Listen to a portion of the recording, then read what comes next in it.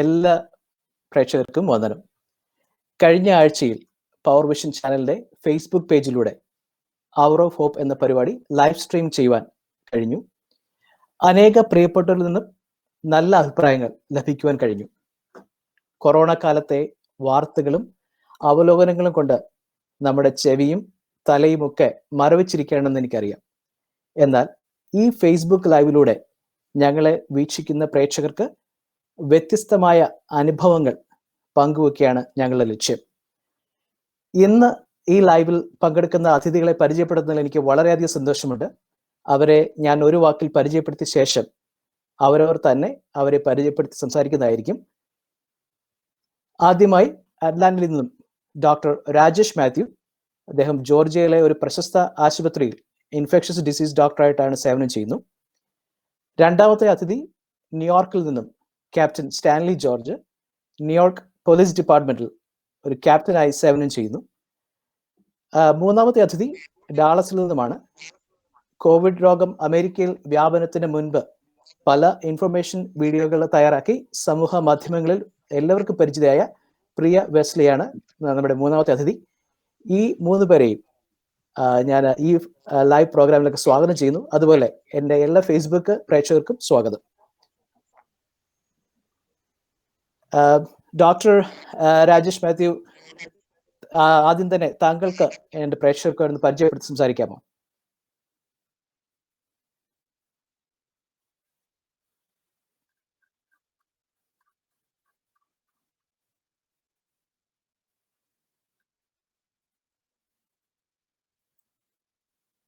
ചെയ്തത് ഈ infection ഡിസീസിനകത്ത് mostly bacterial infections ആണ് ഞങ്ങൾക്ക് ഹോസ്പിറ്റൽ കെയർ ചെയ്യുന്നത്. But in the recent months obviously ഈ ഇൻഫ്ലുവൻസയും RSVയും ആൻഡ് ഈവൻ കോമൺ വൈറസസും ഞങ്ങൾ കൂടുതൽ കാണുന്നുണ്ട്. ആൻഡ് ഓഫ് കോഴ്സ് ഇത് കോവിഡ് ഞങ്ങൾക്ക് ഭയങ്കര സർപ്രൈസ് ആയിട്ടാണ് വന്നത്. Thank you. നെക്സ്റ്റ് നമുക്ക് ന്യൂയോർക്കിലെ നമുക്ക് മലയാളികൾക്കെല്ലാം പരിചയമുള്ള അഭിമാനമുള്ള സ്റ്റാൻലി ജോർജ്, ക്യാപ്റ്റൻ സ്റ്റാൻലി ജോർജിലൂടെ കടന്നു പോകുന്നു. താങ്കൾ പ്രേക്ഷകർക്ക് പരിചയപ്പെടുത്തുകയാണ്. എൻ്റെ പേര് സ്റ്റാൻലി. ന്യൂയോർക്കിൽ ബ്രോൺസ് കോഡ് സെക്ഷന്റെ കമാൻഡിംഗ് ഓഫീസറായിട്ട് അനേക വർഷങ്ങളായിട്ട് ജോലി ചെയ്യുന്നു. പോലീസ് ഡിപ്പാർട്ട്മെന്റിലായിട്ട് 30-ൽ വർഷങ്ങളായി.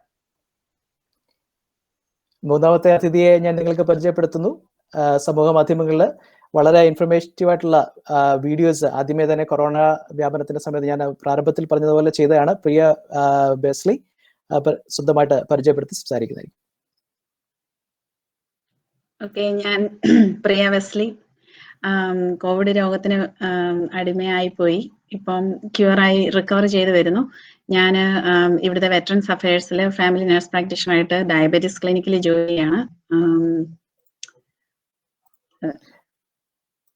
അതെ, അപ്പം സംസാരിച്ചപ്പോൾ പറഞ്ഞ് ഫാമിലി നഴ്സ് പ്രാക്ടീഷണറായിട്ട് ജോലി ചെയ്യുന്നു എന്ന് പറഞ്ഞിരുന്നല്ലോ. ഡോക്ടർ, നമ്മൾ ഈ പ്രോഗ്രാം ചെയ്യുന്നത് പ്രത്യേകിച്ച് ഒരു ഇൻഫോർമേറ്റീവ് വീഡിയോ പോലെ തന്നെയാണെങ്കിലും ചില സംശയങ്ങൾ നമ്മൾ സംസാരിക്കുന്നുണ്ട്. അതിനൊക്കെ മുന്നമേ ഇപ്പോഴത്തെ അറ്റ്ലാന്റയിലെ കറണ്ട് സിറ്റുവേഷനെ പറ്റി ഒന്ന് പറയാമോ? ഞങ്ങൾക്ക് ഇവിടെ കേസസ് ആക്ച്വലി കൂടിക്കൊണ്ടിരിക്കുക. ബട്ട് ഐ തിങ്ക് ഒരു റീസെന്റ് ഹോസ്പിറ്റലൈസേഷൻസ് ഇച്ചിരി കുറഞ്ഞു. ആൻഡ് ഈവൻ ഡെത്ത് റേറ്റും ഇച്ചിരി കുറഞ്ഞായിരുന്നു. That's the most current state we have. This has affected the major cities in Atlanta, including the Atlanta suburbs and of course the downtown area. We've seen it also in nursing homes and in the community setting as well, and especially South Georgia, where the concentration has been exponential. We have worked to take care of patients, not just in the outpatient setting, but also these living facilities, assisted living, rehab facilities, and nursing homes. There's a big tragedy actually in the south part of Georgia. Even though everyone focuses on the big city of Atlanta, the southern part of the state is where most of the death rate is. And that has mostly occurred in patients who are older in age and have multiple comorbidities. That means that people who have not just maybe being obese, but also hypertension or diabetes or some other medical condition that may be concurrently occurring. Obviously, Okay, we will also. Okay, go ahead. Thank you. I mean, you can finish your sentence. Every population, but it seems in this area we've seen disproportionate number affecting African Americans.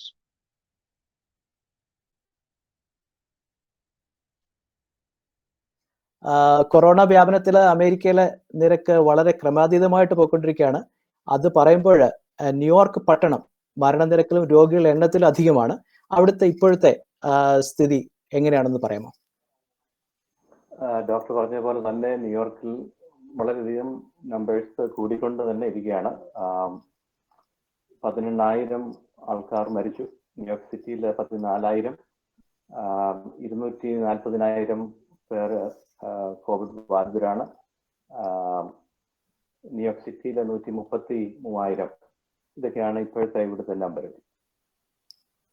വളരെ ഭയാനകരമായ ഭീതിജനകമായ കണക്കുകളാണ് അവിടുന്ന് വരുന്നത്. താങ്കളുടെ കാഴ്ചപ്പാടില് എന്തുകൊണ്ടാണ് ന്യൂയോർക്കിൽ ഇത്രയും cases കൂടുവാൻ കാരണം? പല കാരണങ്ങൾ നമുക്ക് ചൂണ്ടിക്കാണിക്കാനായിട്ട് സാധിക്കും. പക്ഷേ ഇത് സ്റ്റാർട്ട് ചെയ്തപ്പോഴേ അത് കട്ടയിൽ ചെയ്യാനായിട്ട് ശ്രമിച്ചില്ല എന്നൊരു പക്ഷെ പറയാം. ന്യൂയോർക്ക് എന്ന് പറയുമ്പോൾ ലോകത്തിന്റെ ഫൈനാൻഷ്യൽ ക്യാപിറ്റലാണ്.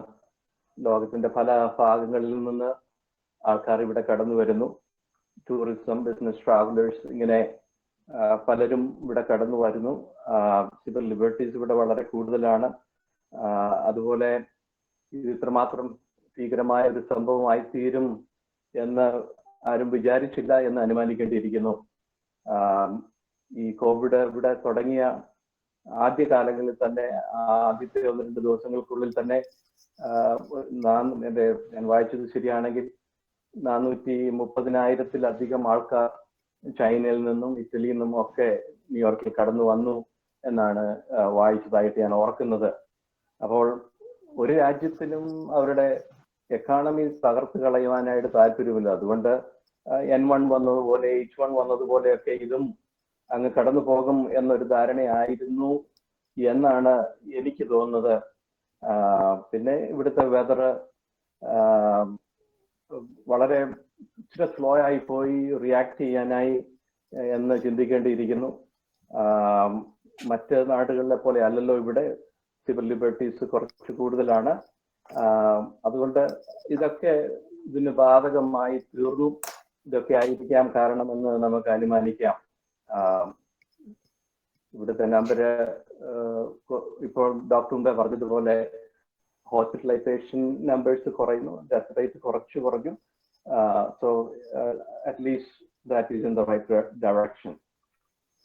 തീർച്ചയായിട്ടും നിങ്ങൾ രണ്ട് പറഞ്ഞതിനകത്തുനിന്നും എനിക്ക് അനേക ക്വസ്റ്റ്യങ്ങൾ ഇപ്പോൾ തന്നെ ചോദിക്കാനുണ്ടെങ്കിലും നമ്മൾ ഇപ്പോൾ ഡാലസ് നിന്ന് പ്രിയ ബസ്സിലോട്ട് കടന്നു പോകുന്നു.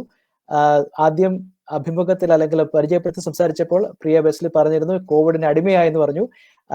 എങ്ങനെ എന്തായിരുന്നു ആ ഒരു ജേർണിയെ പറ്റി ഒന്ന് പറയാമോ? എന്തായിരുന്നു ഫസ്റ്റ് സിംറ്റംസ് ഒക്കെ? എനിക്കൊരു വെനസ്ഡേയിലാണ് ആദ്യമായിട്ടൊരു സോർ ത്രോട്ട് തുടങ്ങി, ഒരു കോഫും. തേഴ്സ്ഡേയിലും അത് തന്നെ, ലൈക്ക് 48 hours സോർ ത്രോട്ടും കോഫും ഉണ്ടായിരുന്നു.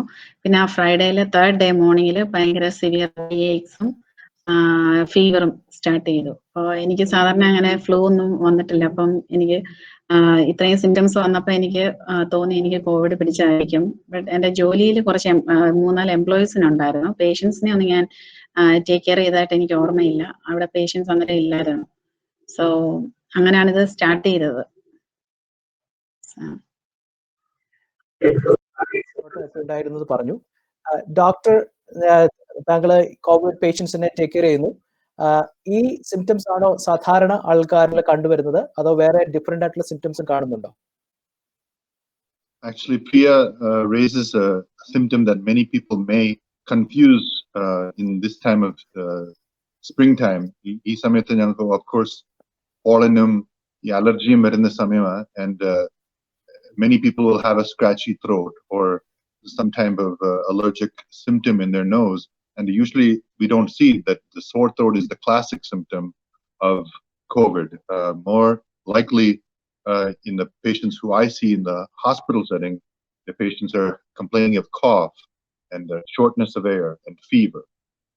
So when Priya tells us that she had sore throat and body pains, the body pains I think I can understand because it is such an inflammatory type of virus for our body. Okay, അപ്പം അങ്ങനെയുള്ള symptoms കണ്ടു എന്ന് പറഞ്ഞു. പ്രിയ Wesley, താങ്കൾ ഒരു nurse practitioner ജോലി ചെയ്ത് പറഞ്ഞപ്പോൾ ആദ്യം ഇങ്ങനെ ഒരു രോഗം ഉണ്ടായപ്പോൾ എന്തായിരുന്നു initially what did you think about it? ഇങ്ങനെ ജോലിയിൽ പോകുമ്പോഴും വരും, പേടിയുണ്ട്, ഭയമുണ്ടെങ്കിലും എനിക്ക് അറിയാം ഈ ഫേസ്ബുക്കിലൊക്കെ അനേകമായ വീഡിയോസ് ഒക്കെ ചെയ്തിട്ടുണ്ട്. അപ്പം പ്രിക്കോഷൻസ് ഒക്കെ എടുത്താണെന്ന് അറിയാം. What was your initial thoughts? Okay, ഇപ്പം ഡോക്ടർ പറഞ്ഞതിന്റെ ബാക്കിയോടെ ഞാൻ പറയാം. സോർ ത്രോട്ടും കോഫും വന്നപ്പോൾ ഞാൻ ഒരിക്കലും വിചാരിച്ചില്ല എനിക്ക് കോവിഡ് ആയിരിക്കുമെന്ന്. എനിക്ക് മൂന്നാമത്തെ ദിവസം പനി പിടിച്ചപ്പോഴും ബോഡി പെയിൻസും പിന്നെ അനങ്ങാൻ വയ്യാത്തൊരു സ്റ്റേജ് ആയിരുന്നു. ലൈക്ക് ഒരു 48 hours കഴിഞ്ഞപ്പം ഫ്രൈഡേ മോർണിംഗിൽ വേക്കപ്പ് ചെയ്തപ്പോഴാണ് എനിക്ക് തോന്നുന്നത് എനിക്ക് കോവിഡ് ആണ്. ബിക്കോസ് ഒരു സോർ ത്രോട്ടും കോഫ് ഉള്ളപ്പോൾ എനിക്ക് ഒന്നും തോന്നില്ല. തേഴ്സ്ഡേ നൈറ്റിൽ ഞാൻ ഇവിടെ ഭയങ്കര കുക്കിങ്ങും ക്രിസ്ത്യാനും ഉണ്ടായിരുന്നു. ഞങ്ങള് ഒരു വേറെ ആർക്കൊക്കെ കോവിഡ് വന്ന ആരൊക്കെ സംസാരിക്കുകയൊക്കെ ചെയ്ത. സോ ഫ്രൈഡേ മോർണിംഗ് മാത്രമാണ് എനിക്ക് കോവിഡ് ആയിരിക്കുമെന്ന് ചിന്തിച്ചത്. സോർ ത്രോട്ടും കോഫും വന്നപ്പോൾ I never thought about it. പിന്നെ രാവിലെ ആയപ്പം നമുക്ക് എന്തുവാണ് പറയേണ്ടത്, ഉള്ള കോവിഡ് ഇൻഫർമേഷനും എഡ്യൂക്കേഷണൽ വീഡിയോസും ഒക്കെ ചെയ്തിട്ട് നമുക്ക് തന്നെ ഇത് വരുമ്പോ ആദ്യം ഒരു ഷോക്ക് ആൻഡ് ഡിനയൽ സ്റ്റേജ് ഉണ്ടല്ലോ, അങ്ങനെയാ തോന്നിയത്. പിന്നെ ഞാൻ ഓർത്തു ആരോടും പറയണ്ട, ഇത് കുറച്ചൊക്കെ നമുക്ക് ധൈര്യമൊക്കെ ഉള്ളതുകൊണ്ടും പിന്നെ വെള്ളമൊക്കെ കുടിച്ചത് നമുക്ക് ഇതിന്റെ ട്രീറ്റ്മെന്റ് ഒക്കെ അറിയാലോ, എല്ലാം ചെയ്ത് എങ്ങനെയും എണീറ്റ് പോകാം എന്നൊക്കെ വിചാരിച്ച് കുറെ ദിവസമൊക്കെ ഞാൻ മാനേജ് ചെയ്യാൻ നോക്കി. പക്ഷെ ഒരു 5th day or 7th day ആകുമ്പോഴത്തേനും ഷോർട്ട്നെസ് ഓഫ് ബ്രത്ത് വരുമെന്നൊരു തിയറി എന്റെ ഇതിൽ അറിയാം. അതുകൊണ്ട് 5ാമത്തെ ദിവസമൊക്കെ ആയപ്പോഴത്തേനും ആൻസൈറ്റി കൊണ്ടും കൂടെ ആണോന്നറിയില്ല, ഭയങ്കര ഞാൻ സംസാരിക്കുമ്പോൾ ആൾക്കാർ എന്നോട് ഇങ്ങോട്ട് പറഞ്ഞു, Priya you are very short of breath. അപ്പൊ ന്യൂയോർക്കിൽ നിന്നൊക്കെ വിളിച്ച് പറഞ്ഞു, പലരെ വെന്റിലേറ്ററിൽ പോയത് ഒക്കെ പറഞ്ഞു കഴിഞ്ഞപ്പം അല്പസ്വല്പമായ ഒരു പേടി വന്നു. പിന്നെ എന്റെ മമ്മിക്ക് വെസ്റ്റേൺ ആയിരുന്നല്ലോ എന്നെയും മമ്മിയും ടേക്ക് കെയർ ചെയ്തത്. സോ വെസ്റ്റേൺ വരുന്നതിന് മുമ്പ് തന്നെ മമ്മിക്കാണ് സിംറ്റംസ് സ്റ്റാർട്ട് ചെയ്തത്. അപ്പൊ മമ്മിയെ ഒരു ദിവസം രാവിലെ ആംബുലൻസ് വിളിക്കേണ്ടി വന്നു. അന്ന് വൈകിട്ട് തന്നെ എനിക്കും ആംബുലൻസ് വിളിക്കേണ്ടി വന്നു. സോ ഞങ്ങൾ രണ്ടുപേരും എല്ലാവരും സെയിം ഹോസ്പിറ്റലിൽ തന്നെയാണ് പോയത്. റോലറ്റിലെ ഫയർ ഡിപ്പാർട്ട്മെന്റുകാര് വന്ന് അങ്ങനെ പോയി. പിന്നെ അതിന്റെ ബാക്കി ഇപ്പൊ പറയണോ? അല്ല, അപ്പൊ ഞാൻ ഒരു ചോദ്യം ചോദിക്കുന്നത്, ജോലി ചെല്ലുമ്പോഴത്തെ ടെൻഷൻ ഉണ്ട്, ഒരു സ്ട്രെസ് ഉണ്ട്. ആ സ്ട്രെസ് എങ്ങനെ ഹാൻഡിൽ ചെയ്തിരുന്നു? നമുക്ക് രോഗം വരും എന്നുള്ള ഒരു ഭയം ഉണ്ടായിരുന്നു, അങ്ങനെ ഒരു സ്ട്രെസ് അല്ലെങ്കിൽ ടെൻഷൻ ഉണ്ടായിരുന്നു?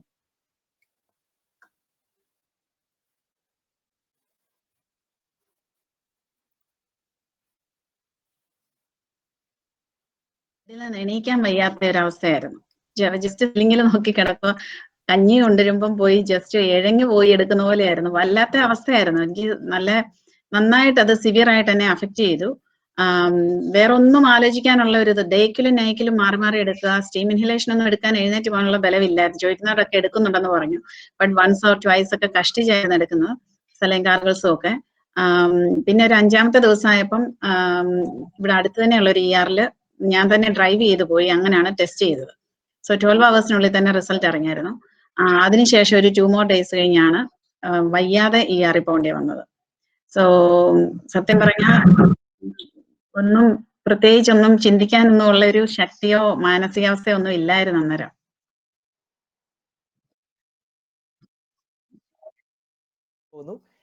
ഞാൻ പ്രിയയോട് ചോദിച്ച ഒരു ചോദ്യമാണ്, ഏത് ജോലിയിലും അതിൻ്റെതായ ഒരു സമ്മർദ്ദം അല്ലെങ്കിൽ ആ ടെൻഷൻ, സ്ട്രെസ് എന്നിവയൊക്കെ സാധാരണമാണ്.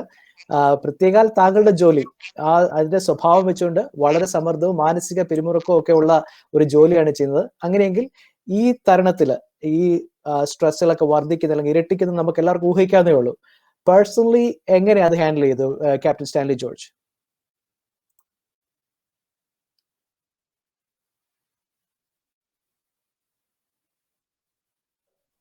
We are sworn to serve and protect. എല്ലാവരും ഒരു സിറ്റുവേഷൻ ഉണ്ടാകുമ്പോൾ ഓടി ഒളിക്കുമ്പോൾ, ഓടി മാറുമ്പോൾ അതിലേക്ക് ഓടി ചെല്ലുന്ന ഒരു സ്വഭാവമാണല്ലോ ഞങ്ങളുടെ ജോലിയുടേത്. എന്നാൽ ഈ പോലീസ് ഓഫീസേഴ്സും ഹ്യൂമൻ ബീയിങ്സ് ആണ്. അവർക്കും ഫാമിലി ഉണ്ട്, അവർക്കും കുഞ്ഞുങ്ങളുണ്ട്, അവരുടെ ഫാമിലിയിലും ഹെൽത്ത് ക്രൈസിസ് ഉണ്ട്. ഈ ജോലി ചെയ്ത് എക്സ്പോസ്ഡ് ആയിട്ട് വീട്ടിൽ ചെന്നാൽ വീട്ടിൽ കൊണ്ടു കൊടുക്കും. ലോങ് അവേഴ്സ് ഇവർ ജോലി ചെയ്യുന്നു. അപ്പോൾ ഇതൊക്കെ വളരെയധികം സ്ട്രെസ് കൊണ്ടുവരുന്ന കാരണങ്ങളാണ്. ഇൻഫാക്ട് ഇതിന്റെ പീക്ക് ടൈം ആയിരുന്നപ്പോൾ 19.7% ഞങ്ങളുടെ ഫോഴ്സ് സിക്ക് ഔട്ട് ആയതായിട്ട് വന്നു. അത് ഓൾമോസ്റ്റ് 11,000 ഓഫീസേഴ്സ്. എന്റെ സ്റ്റാഫിൽ 53 പേർ സിക്ക് ഔട്ടായി. ഇപ്പോൾ അത് 14% ആണ് സിക്ക് ഔട്ട് ആയിരിക്കുന്നത്. സോ വളരെ സ്ട്രെസ്ഫുൾ ആയിട്ടുള്ള ഒരു ജോലിയാണ്. പ്രത്യേകിച്ച് ഈ സമയത്ത് മറ്റ് ഏജൻസികൾ വീട്ടിലിരുന്ന് ജോലി ചെയ്യുമ്പോഴും കടന്നുപോയി ജോലി ചെയ്യണം. ജോലി ചെയ്യുന്ന കണ്ടീഷൻസ് വളരെ നിർണായകമാണ്. But in spite of all that, morale is really high. Police officers are coming. അവർ വന്ന് അവരുടെ ജോലി ചെയ്യുന്നു, അവർ ഒരുമിച്ച് നിൽക്കുന്നു, സഹകരണം, അവർ തമ്മിലുള്ള സ്നേഹം, അത് it is quite amazing. Thank you for that service as well. Doctor, അതേ ചോദ്യം തന്നെ ഞാൻ ഡോക്ടറോട് ചോദിക്കുകയാണ്. പ്രത്യേകിച്ച് ആരോഗ്യ മേഖലയിൽ ജോലി ചെയ്യുന്ന ഡോക്ടറെ പോലുള്ള ആൾക്കാർക്ക് ഈ ജോലി ചെയ്യുമ്പോൾ ആ ഒരു മിഷനോട് കൂടി നമ്മളെ ദൈവം കൽപ്പിച്ചാക്കിയിരിക്കുന്ന ആ ഒരു മിഷൻ ചെയ്യുന്നത് പോലെ തന്നെ ഉള്ളിൽ ഒരു മനുഷ്യ സഹജമായ ഒരു ഭീതിയുണ്ട്. എങ്ങനെയാണ് പേഴ്സണലി ഈ ഇങ്ങനെയുള്ള സ്ട്രെസ്സിനെ ഡോക്ടർ ഹാൻഡിൽ ചെയ്തത്?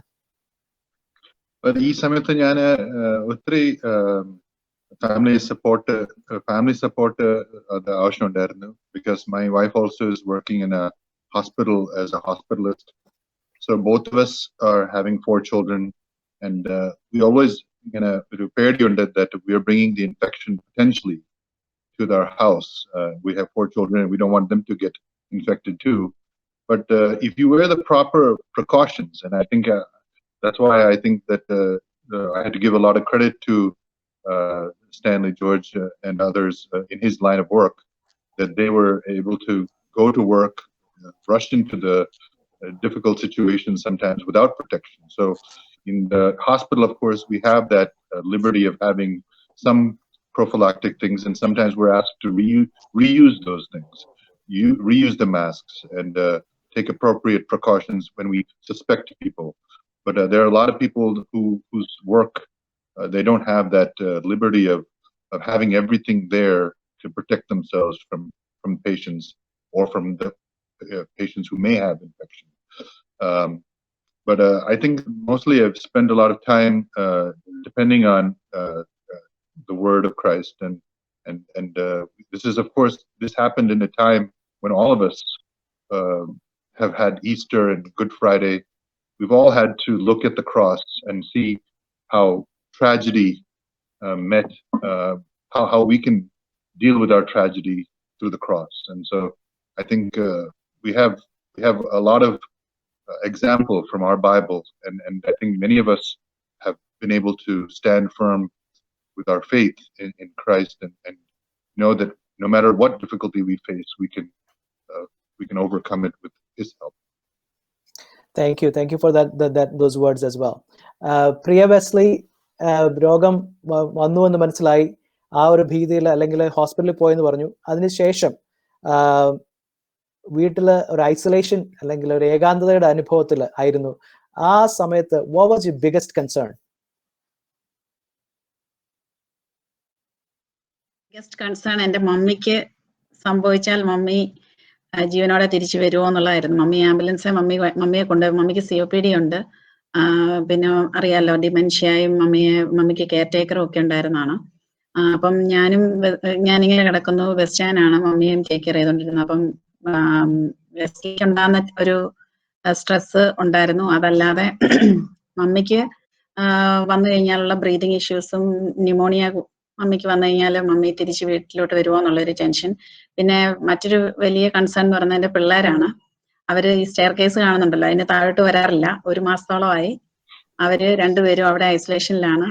അപ്പം ഞങ്ങളുടെ നല്ലവരായ കൂട്ടുകാരും ചർച്ചുകാരും എല്ലാവരും ഫുഡ് കൊണ്ട് ഡ്രോപ്പ് ചെയ്യും. അതെടുക്കാൻ വേണ്ടി മാത്രം ഓടി വന്ന്, കാരണം ഞങ്ങൾ ഏതായാലും തൊടാറില്ല, അവർ ഡോറ് തുറന്ന് വന്ന് മാസ്കും ഗ്ലൗസ് ഇട്ടുകൊണ്ട് വന്ന് ഫുഡ് എടുത്തോണ്ട് ഒരൊറ്റ ഓട്ടത്തിന് മേളിലോട്ട് പോകും. അപ്പം അവർക്ക് ദൈവത്തിന്റെ കൃപ കൊണ്ട് ഇതുവരെ വന്നില്ല. പക്ഷെ എന്നോട് എന്റെ ഡോക്ടർ പറഞ്ഞത് അവര് ഡെഫിനറ്റ്ലി പോസിറ്റീവ് ആയിരിക്കും എന്നാണ് പറഞ്ഞത്. പക്ഷെ ഇമ്മ്യൂണിറ്റി ഉള്ളതുകൊണ്ട് സിംറ്റംസ് കാണിക്കാത്തായിരിക്കും. അതിനെപ്പറ്റി എനിക്ക് ഇപ്പോഴും അറിയില്ല. എനിവേ ദൈവത്തിന്റെ കൃപ കൊണ്ട് ഇതുവരെ അവരൊരു സിംറ്റംസും കാണിച്ചില്ല. എന്നും രാവിലെയായിട്ട് ഞാൻ ചോദിക്കും സോർ ത്രോട്ട് ഉണ്ടോ? അപ്പൊ അവർക്ക് ചിരി. അവർ പറയും no mummy we don't have anything എന്ന് പറയും. സോ ഇതുവരെയും അതൊരു കൺസേൺ ആയിരുന്നു. ബട്ട് അത് ഒരു 2 weeks കൊണ്ട് അവർക്കൊന്നും വരാഞ്ഞപ്പോ എനിക്ക് തോന്നി ഇനി അവർക്ക് വരത്തില്ല എന്ന്. പിന്നെ മമ്മിയുടെ കാര്യം തന്നെയായിരുന്നു. പിന്നെ അറിയാലോ, അതിനുശേഷം വെസ്ലിയും സിക്കായി. അവർ രണ്ടുപേരുടെ ഒരുമിച്ച് ഹോസ്പിറ്റലൈസ്ഡ് ആയിരുന്നു. മമ്മി 2 weeks വെസ്ലി ഒരാഴ്ചയും. രണ്ടുപേരും 2 റൂം സെപ്പറേറ്റ് ആയിരുന്നു. പിന്നെ എല്ലാവർക്കും ഹൈഡ്രോക്സിക്ലോറോക്വിൻ ഒക്കെ തന്നു. ഞാനും ഒരു ER വിസിറ്റ് പോയെന്ന് പറഞ്ഞല്ലോ മമ്മി പോയതിനു ശേഷം. അന്ന് എനിക്കൊരു ഫ്ലൂയിഡ് ഒക്കെ തന്നു. ബിക്കോസ് നല്ല സിവിയർ ഡയറിയ ഉണ്ടായിരുന്നു. Finger pains, all over body aches, പിന്നെ എങ്ങനെ കിടന്നാലും നമുക്കൊരു അസ്വസ്ഥത പെയിനുമായിരുന്നു. ആക്ച്വലി ബാക്കിൽ കിടക്കാൻ പറ്റത്തില്ല. ഭയങ്കര ഒരു ബാക്ക് പെയിനും ലങ്സ് മാക്സിമം ഒത്തിരി പോർഷൻ ബാക്കിലായതുകൊണ്ടായിരിക്കാം സൈഡിലോട്ട് കിടക്കാൻ വയ്യ, ഇരിക്കാൻ വയ്യ, നിൽക്കാൻ വയ്യ. അങ്ങനത്തെ ഒരു സിറ്റുവേഷൻ ഒരു 1 weekോളം, ഒരു 6 days സിവിയർ ആയിരുന്നു. പിന്നെ ER പോയപ്പോൾ അവര് ഹൈഡ്രോക്സിക്ലോറോക്വിൻ തന്നു, 1 liter ഫ്ലൂയിഡ് തന്നു, ഇൻഹേലർ തന്നു. അത് വൺസ് എടുക്കേണ്ടി വന്നു, ആൽബിട്രോൾ. പിന്നെ നമ്മുടെ ഹോം റെമഡീസ് എല്ലാം ഞാൻ ചെയ്യുന്നുണ്ടായിരുന്നു. പിന്നെ വൈറ്റമിൻസ് തന്നിട്ടുണ്ടായിരുന്നു. Vitamin C 2 milligrams day, zinc 15 milligram എടുക്കുന്നുണ്ടായിരുന്നു. Vitamin D 10,000 units. പിന്നെ lemon and ginger drink room ടെമ്പറേച്ചറിൽ.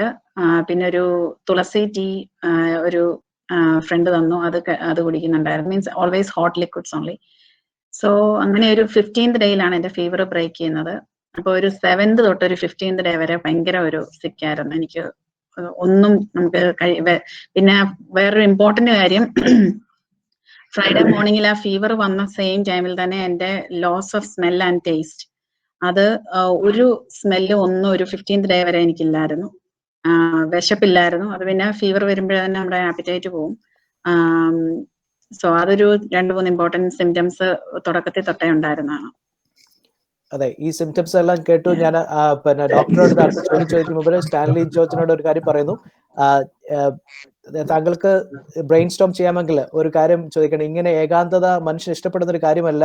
മനുഷ്യൻ സോളിറ്റ്യൂഡ് ആഗ്രഹിക്കുന്നില്ല. മനുഷ്യൻ എപ്പോഴും ഒരു സമൂഹ ജീവിയാണ്. അപ്പോൾ ഒരു 4 ചുവരുകൾക്കുള്ളിൽ കിടക്കുമ്പോൾ ഒരു മനുഷ്യന് എങ്ങനെ കടന്നു പോകും എന്നുള്ള അല്ലെങ്കിൽ അവർക്ക് എങ്ങനെ അത് ഹാൻഡിൽ ചെയ്യാം, അവർക്ക് എങ്ങനെ മനോധൈര്യം കൊടുക്കാം എന്നുള്ളതിനെ പറ്റി അടുത്ത ചോദ്യം താങ്കൾക്ക് വരികയാണ്. അതിനുമുമ്പ് നമ്മൾ പോകുന്നത് ഡോക്ടറെ അടുത്ത് ചോദിക്കുന്നു. അനേക സിംറ്റംസിന്റെ കാര്യങ്ങളോട് പറഞ്ഞു, പ്രത്യേകിച്ച് ബോഡി പെയിന്, അതേപോലെ എല്ലാ ആൾക്കാർക്കും കണ്ടുവരുന്ന ഒന്നാണ് ശരീരത്തിന് വേദന അല്ലെങ്കിൽ ഫറ്റീഗ് എന്നുള്ള കാര്യം പറഞ്ഞു. ഇതിനെപ്പറ്റി ഒന്നുകൂടെ ഡോക്ടർക്ക് വിശദീകരിക്കാമോ? Priya had experience with the loss of smell and taste. That only in the Chinese studies, they've only found that only 1 in 5 people had those combined symptoms. Of course, those who also had those combined symptoms of loss of taste and loss of smell, those are the ones actually who were able to avoid going into the hospital and being on the ventilator. So the most serious symptom, of course, is how this can develop into a respiratory failure and an ARDS. And so with the patients who have the difficulty of breathing, especially if they have an underlying COPD, as has been also already mentioned, they can obviously develop more difficulty with the need for additional oxygen. So they'll put oxygen through your nose, called a nasocannula, or sometimes they have to put a mask, sometimes a non-rebreather. We've tried not to put a lot of people on BiPAP and other things like that, if possible, because right now the way that this is passed on is through droplet and by it's obviously it is communicable just with a cough, and droplets can pass on to those in that room. So we've tried to avoid using the non-invasive breathing techniques. So most of the patients who are on the ventilator, thankfully, they're not as infectious because there's a closed system. So the patients who are on the ventilator are not as infectious to the caregivers. There are some other vague symptoms. I had a cancer patient who was in the hospital. He's a pastor for an African American church. And in his situation, he actually had the loss of appetite, nausea, and some diarrheal symptoms. So his was a GI symptom rather than a respiratory symptom. And of course, with him also, just like Priya received, hydroxychloroquine seems to have been very effective for him because his fever improved, his appetite got a little bit better, and of course, we used other things to also help his appetite, including things like Marinol. But he was somebody who really was an immunocompromised patient, who did not have any respiratory decline. He did not need oxygen. He did not need to be on the machine at all. And he did have this symptoms improved with hydroxychloroquine and actually was discharged. He obviously has to look forward to chemotherapy and other things like that. So every patient we can try to improve and get home, because of course it is a scary thing to go home and potentially infect others in the household. But I think we've tried to decrease this surge, because as everybody knows, and everybody knows now, that this curve, to decrease it down, that was the most important objective we had. അതെ, തീർച്ചയായിട്ടും ഈ flattening curve എന്നുള്ള കാര്യമാണ് ഇപ്പോൾ government തലത്തിൽ ശ്രദ്ധിക്കുന്നത്. Priya Stanley George, captain Stanley George, ഞാൻ പറഞ്ഞ പോലെ ഈ ഏകാന്തത മനുഷ്യർ ആഗ്രഹിക്കാത്ത ഒന്നാണ്. എന്നാൽ ഈ രോഗം വരുന്നവരിൽ ഏറെ പേരും സ്വന്തം മുറിയുടെ, ഇപ്പൊ പ്രിയ വെസ്ലി പറഞ്ഞതുപോലെ സ്വന്തം മുറിയിലൊക്കെ അടച്ച് ആ 4 ചുവരുകൾക്കുള്ളിൽ 3-4 ആഴ്ചകൾ കഴിയേണ്ടി വരുന്നു. ഇങ്ങനെയുള്ളവർക്ക് ഒരു മനോധൈര്യം കൊടുക്കാൻ എങ്ങനെ നമുക്ക് കൊടുക്കാൻ കഴിയും? എൻ്റെ അനുഭവത്തിൽ നിന്ന് 2 രീതിയിലാണ് എനിക്കിത് കാണുവാനായിട്ട് സാധിച്ചത്. ഞാൻ മുമ്പേ പറഞ്ഞതുപോലെ എൻ്റെ സ്റ്റാഫിലുള്ള 53 പേർ സിക്കൗട്ടായി. ഞാൻ അവരെല്ലാം വിളിച്ച് അവരോട് സംസാരിച്ചു. അവരോട് വിളിച്ചപ്പോൾ അവർക്ക് വളരെയധികം സന്തോഷം തോന്നി. ഞാൻ അവരെ വിളിച്ചല്ലോ. എന്നാൽ ഞങ്ങളുടെ എല്ലാം മിക്കവാറും എല്ലാ ചർച്ചുകളിലും, ന്യൂയോർക്ക് പരിസരത്തുള്ള ചർച്ചുകളിൽ ധാരാളം പേര് കോവിഡ് ബാധിതരാണ്. ഞങ്ങളുടെ ചർച്ചിലും വളരെയധികം ആൾക്കാർ കോവിഡിൽ കൂടെ കടന്നു പോകും. ഒരു സഹോദരൻ കഴിഞ്ഞ ദിവസം മരിക്കുവാനിടയായി. എന്നാൽ നമ്മുടെ ആൾക്കാരെ വിളിക്കുമ്പം ദേ ആർ അപ്ബീറ്റ്. അവര് വചനം കേൾക്കുന്നു, പാട്ടുകൾ കേൾക്കുന്നു, നമുക്കൊരു സപ്പോർട്ട് സിസ്റ്റം ഉണ്ട്, സ്നേഹിക്കാൻ ആൾക്കാരുണ്ട്, വിളിക്കാൻ ആൾക്കാരുണ്ട്, ചർച്ച് സപ്പോർട്ടുണ്ട്, മറ്റ് പല രീതിയിൽ നമുക്ക് അവരുമായിട്ട് ഇടപെടാനായിട്ടുള്ള സാധ്യതകളും സാഹചര്യങ്ങളും ഉണ്ട്. അത് ഇവിടെയുള്ള മറ്റ് ചില കമ്മ്യൂണിറ്റിയിൽ അത് ഇല്ല. ഞങ്ങളുടെ നേരെ ഓപ്പോസിറ്റുള്ള നെയ്ബർ കാറ് കുറെ ദിവസങ്ങളായിട്ട് ഡ്രൈവേഴ്സ് കിടക്കുന്ന കണ്ടിട്ട് ഞാൻ അവരെ വിളിച്ചപ്പോൾ ഭാര്യയും ഭർത്താവും കോവിഡ് ബാധിച്ച്, ഭർത്താവ് ബ്ലഡ് ട്രാൻസ്ഫ്യൂഷനും ചെയ്ത് വെന്റിലേറ്ററിനും കഴിഞ്ഞ് ജീവൻ പ്രാപിച്ച് തിരിച്ചു വരുന്ന ഒരു സമയമാണ്. കുറേ നേരം അവരോട് സംസാരിച്ചു, പ്രാർത്ഥിച്ചു. ഫുഡ് ഉണ്ടോ എന്ന് ചോദിച്ചപ്പോൾ ഫുഡ് അവർക്കില്ലായിരുന്നു. പിന്നെ കുറച്ച് ഫുഡും ഒക്കെ കൊടുത്ത് അതിൻ്റെ പിറ്റേ ദിവസം ആ വീട്ടിലെ ഭാര്യ വീണ്ടും വിളിച്ച് അവർക്ക് പ്രാർത്ഥനയ്ക്കായിട്ട് അവർ പറഞ്ഞ ഒരു കാര്യം, നിങ്ങൾ ഞങ്ങളെ വിളിച്ചല്ലോ, ഞങ്ങളെക്കുറിച്ച് തിരക്കിയല്ലോ, ഞങ്ങളെ ചോദിക്കാൻ ഒരാളുണ്ടായിരുന്നല്ലോ. ഇതാണ് അവസ്ഥ. അതുകൊണ്ട് ഞാൻ ഈ ഒരാഴ്ചക്കാലം പലരോട് പറഞ്ഞു, നമുക്ക് പലരെ വിളിക്കണം, അവരോട് സംസാരിക്കണം, പ്രത്യേകിച്ച് നമ്മുടെ അയൽക്കാരോടെ. എങ്ങനെയാണ് കോപ്പ് ചെയ്യുന്നത്? ദൈവവചനത്തിലൂടെ, പ്രാർത്ഥനയിലൂടെ, ഇൻസ്പിറേഷണൽ പ്രസംഗങ്ങൾ കേൾക്കുന്നതിലൂടെ, പാട്ട് കേൾക്കുന്നതിലൂടെ, ഫോൺ വിളിക്കുന്നതിലൂടെ, പരസ്പരം എൻകറേജ് ചെയ്യുന്നതിലൂടെ, ഇങ്ങനെ പല ബഹുവിധങ്ങളായിട്ടുള്ള കാര്യങ്ങൾ നമുക്ക് ചെയ്യാമല്ലോ. അങ്ങനെയൊക്കെ ആണ് ഈ സമയത്തെ തരണം ചെയ്യുന്നത്. വളരെ നല്ലൊരു സന്ദേശമാണ്. പ്രത്യേകിച്ച് ക്യാപ്റ്റൻ സ്റ്റാൻലി ജോർജ് പറഞ്ഞതുപോലെ മലയാളികൾക്ക് ഒരു കെയറിങ് മെന്റാലിറ്റി, നമ്മളൊരു അങ്ങനെ ഒരു സ്വഭാവം നമ്മൾക്കുള്ളതുകൊണ്ടാണ് നമ്മൾ അങ്ങനെ വിളിക്കുകയും മറ്റുള്ളവരെ കരുതുകയും ചെയ്യുന്നത്. അത് നമ്മളുള്ള ദൈവസ്നേഹം കൂടിയാണെന്ന് ഞാൻ മനസ്സിലാക്കുന്നു. പ്രിയ വെസ്ലി, ഈ സമയത്ത് വളരെ നല്ലൊരു സന്ദേശമാണ് ക്യാപ്റ്റൻ സ്റ്റാൻലി ജോർജ് പറഞ്ഞത്. ബുക്കുകൾ വായിക്കാം, അല്ലെങ്കിൽ പാട്ടുകൾ കേൾക്കാം, സന്ദേശം കേൾക്കാം. ഞങ്ങൾക്ക് മനസ്സിലാകുന്നു പ്രിയ നല്ലൊരു ഗായിക എന്നുള്ളൊരു ഉപരി ഗാനങ്ങൾ രചിക്കുന്നവരാണ്. ഈ അവസരത്തിൽ അങ്ങനെ എന്തെങ്കിലും കാര്യങ്ങൾ ചെയ്യുവാൻ ഈ സമയം കഴിഞ്ഞോ? അത് എന്തായിരുന്നു ഒരു ആറ്റിറ്റ്യൂഡ് ആ സമയത്ത്? സത്യം പറഞ്ഞ ഒരു ഗാനം രചിക്കാൻ എന്നുള്ള ഒരു മാനസികാവസ്ഥയൊന്നും ഇല്ലായിരുന്നു. ഒത്തിരി വീക്കായിരുന്നു, ഒത്തിരി വീക്ക് ആൻഡ് ടയർഡ് ആയിരുന്നുകൊണ്ട്. പക്ഷെ എന്നെ സംബന്ധിച്ച് ഒത്തിരി ആൾക്കാർ എന്നെ വിളിക്കുകയും പ്രാർത്ഥിക്കുകയും എന്നോട് മണിക്കൂറുകൾ സംസാരിച്ച ഒരു ആന്റി ഉണ്ട് ബഹ്റിനില്, ആൻസി. നമ്മുടെ കഴിഞ്ഞ PCNAKന്റെ ലേഡീസിന്റെ മെയിൻ സ്പീക്കർ ആയിരുന്നു. ആൻസി ആന്റി എന്നെ ഹസ്ബൻഡും മോനും അവരെ കുടുംബമായിട്ട് മണിക്കൂറുകൾ ദിവസം 3 പ്രാവശ്യം വിളിച്ച് വരെ പ്രാർത്ഥിച്ചിട്ടുണ്ട്. അങ്ങനെ ഒരു 4-5 ദിവസം മുമ്പ് വരെയും പുള്ളിക്കാരി വിളിക്കുകയും പ്രാർത്ഥിക്കുകയും ചെയ്യുമായിരുന്നു. അതുപോലെ ഞങ്ങളുടെ പാസ്റ്റർ, നമ്മുടെ പല വിശ്വാസികളും, ഒത്തിരി ഫ്രണ്ട്സ് എല്ലാരും വിളിച്ച് പ്രാർത്ഥനയുടെ ഒരു വിലയും അതുകൊണ്ടുണ്ടാകുന്ന ഒരു ആശ്വാസവും ഞാൻ ഒത്തിരി അനുഭവിച്ച ഒരു സമയമായിരുന്നു. അതിന്റെ ഒരു ഇമ്പോർട്ടൻസും നമ്മൾ പിന്നെ പാട്ട് കേൾക്കുമായിരുന്നു. അല്ലാതെ നമുക്ക് ഒത്തിരി ബോഡി ടയർഡ് ആയിക്കൊണ്ടുള്ള വായനയോ എഴുത്തോ ഒന്നും ഫേസ്ബുക്കിലൊന്നും ഞാൻ ഇല്ലായിരുന്നു. സോ അങ്ങനെയുള്ള കാര്യങ്ങളൊന്നും ചെയ്യാനുള്ള ബലം ഇല്ലായിരുന്നു. കംപ്ലീറ്റ്ലി ഒരു ബെഡ്ഡൻ പോലെ ഒരു അവസ്ഥയായിരുന്നു. പിന്നെ എനിക്ക് ഒത്തിരി വിഷമം തോന്നിയ കാര്യം എന്ന് പറഞ്ഞാൽ മമ്മി പോയി കഴിഞ്ഞ ഉടനെ വെസ്റ്റാനും പോയി കഴിഞ്ഞപ്പോൾ ഒരു 1 വീക്ക് ഞാൻ മാത്രം, പിള്ളേരെ ആയിട്ട് ഒരു കോണ്ടാക്റ്റും ഇല്ലാത്തതുകൊണ്ട് 1 വീക്ക്.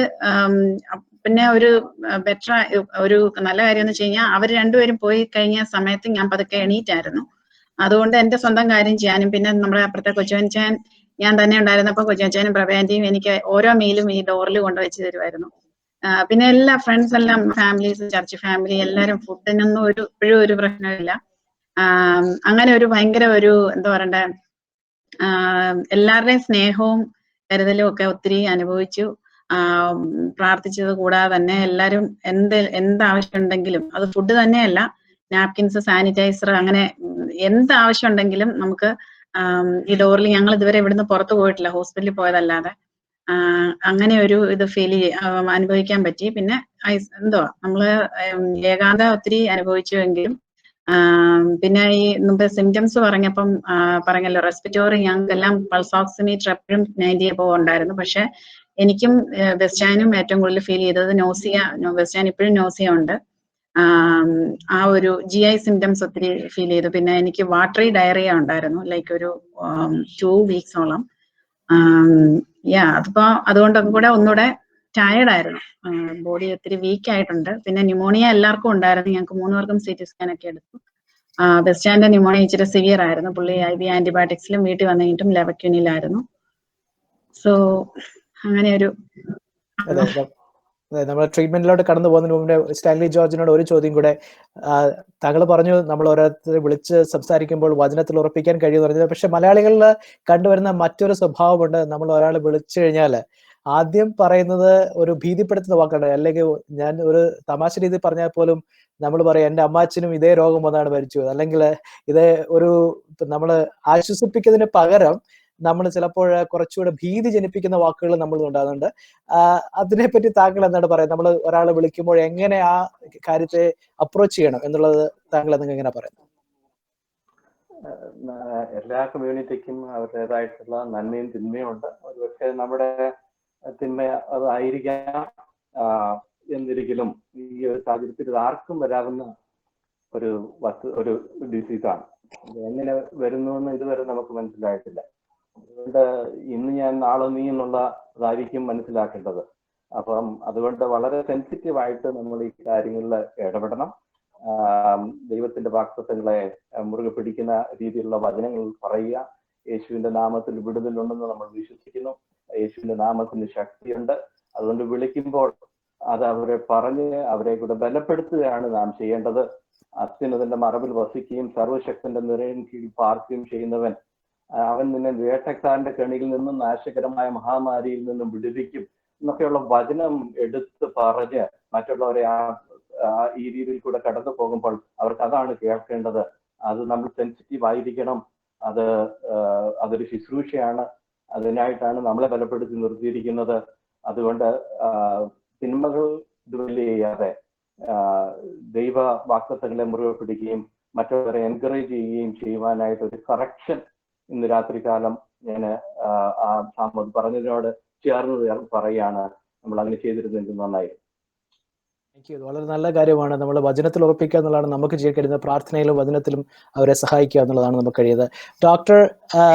ഡോക്ടർ സംസാരിച്ചപ്പം പറഞ്ഞിരുന്നു ഡ്രോപ്ലെറ്റിന്റെ കാര്യം, ഡ്രോപ്ലെറ്റ് അല്ലെങ്കിൽ മോഡ് ഓഫ് ട്രാൻസ്മിഷൻ പറഞ്ഞിരുന്നു. എൻ്റെ ഒരു ചോദ്യം എന്ന് പറയുന്നത്, ഈ ഡ്രോപ്ലെറ്റ് ആണെന്ന് എല്ലാവരും പറഞ്ഞു, പക്ഷേ നമ്മുടെ ക്ലോത്ത്സിൽ അല്ലെങ്കിൽ ഓരോ സർഫസസിൽ വന്നു കഴിഞ്ഞാൽ how it can be on different surfaces, നമ്മൾ ചുമയ്ക്കുമ്പോഴോ അല്ലെങ്കിൽ തുമ്മുമ്പോഴോ പറയുന്നു. അപ്പം ഈ നമ്മൾ ഗ്രോസറി മേടിക്കാൻ പോകുന്നു, ഗ്രോസറി ഐറ്റംസ് അല്ലെങ്കിൽ നമ്മുടെ ക്ലോത്ത്സ് നമ്മൾ വെളിയിൽ പോകുന്നു, അതൊക്കെ അതിൽ എത്ര നാള് ഇരിക്കുക, നമ്മൾ അതിനകത്ത് കൺസേൺ ആവേണ്ട കാര്യങ്ങളുണ്ടോ? ഞാൻ കേട്ടിട്ടുണ്ട് that many people are worried about the type of things that they receive in the mail or the groceries that they purchase in the store or even delivery of items. This is an international business that people get deliveries now from all sorts of places, and I think the common thing that most people are able to afford is to do some type of alcohol preparation. I think UV light, going to the extent of UV light in your house to try to eliminate the virus, that is a little bit expensive and it can be challenging to do that. So I do know that like many people have suggested, if you try to wipe down surfaces with bleach, chlorine type things, that also is very effective. So ഞങ്ങളുടെ bathroom and kitchen areas, other bleach items ഞങ്ങൾക്ക് disinfect ചെയ്യാൻ പറ്റും. One thing that's not effective is chlorhexidine. So that's an item that may not help with this. And so that's why most people have alcohol-based solutions. And other than the lack of you can of course use the chlorine-based disinfectants. UV light and heat. So some people are putting items in the sun, and maybe it might work, but I think it's difficult to do those type of UV light and heat at home. So some kind of alcohol-based or chlorine-based is probably the best. ിലെങ്കിലും നമ്മൾ അറിഞ്ഞിരിക്കുന്ന കാര്യങ്ങൾ, ഒരു patient രോഗിയായി കഴിഞ്ഞാൽ അല്ലെങ്കിൽ അവർക്ക് symptoms വരുന്നതിന് മുന്നമേ തന്നെ അവർക്ക് മറ്റുള്ളവരിലൊക്കെ പകരുവാൻ കഴിയും. അപ്പോൾ ആ അവസരങ്ങളിൽ ഇപ്പം ഞാൻ ഗ്രോസറി സ്റ്റോറിൽ കടന്നു പോകുന്നു, എനിക്ക് രോഗമുണ്ടെങ്കിൽ ഞാൻ പല കാര്യങ്ങളിൽ ടച്ച് ചെയ്യുന്നു, അപ്പോൾ തന്നെ ഞാൻ എന്നിലുള്ള ജേർംസ് അല്ലെങ്കിൽ എന്നിലുള്ള വൈറസ് ലോഡ് അതിനകത്ത് ട്രാൻസ്മിറ്റ് ചെയ്യുകയാണ്. അപ്പം അങ്ങനെ മേടിക്കുന്ന ഗ്രോസറി കാര്യങ്ങൾ നമ്മൾ വീട്ടിൽ കൊണ്ടുവന്ന് എങ്ങനെ ഹാൻഡിൽ ചെയ്യണം?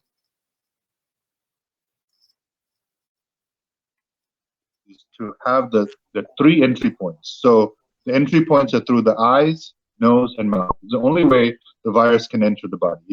It has not been known to come through cuts. It's not been known to occur through fecal-oral, that means through food items that way. So I think the transmission, if you focus on this area, of course, many of us have a tendency to touch our face, and it is easy to suddenly just out of nowhere just have our hand reinfected if we did come in contact with the virus. But I think the packages, if you are able to just wipe it down, especially commonly touched items. I mean, if the virus is present in the environment, it cannot last for more than 3 days. That we know for sure.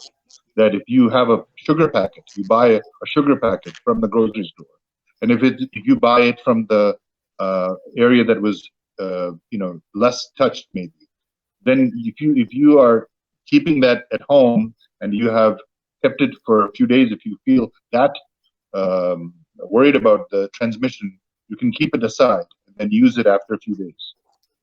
But I think the transmission from fomites is a lot less in the public eye versus somebody who's in the medical profession. So stethoscope, lab coats, shoes that you wear to work or to your clinic, those fomites, those items that we wear are more dangerous. So I have a habit of coming in the home, disrobing, going straight to the shower.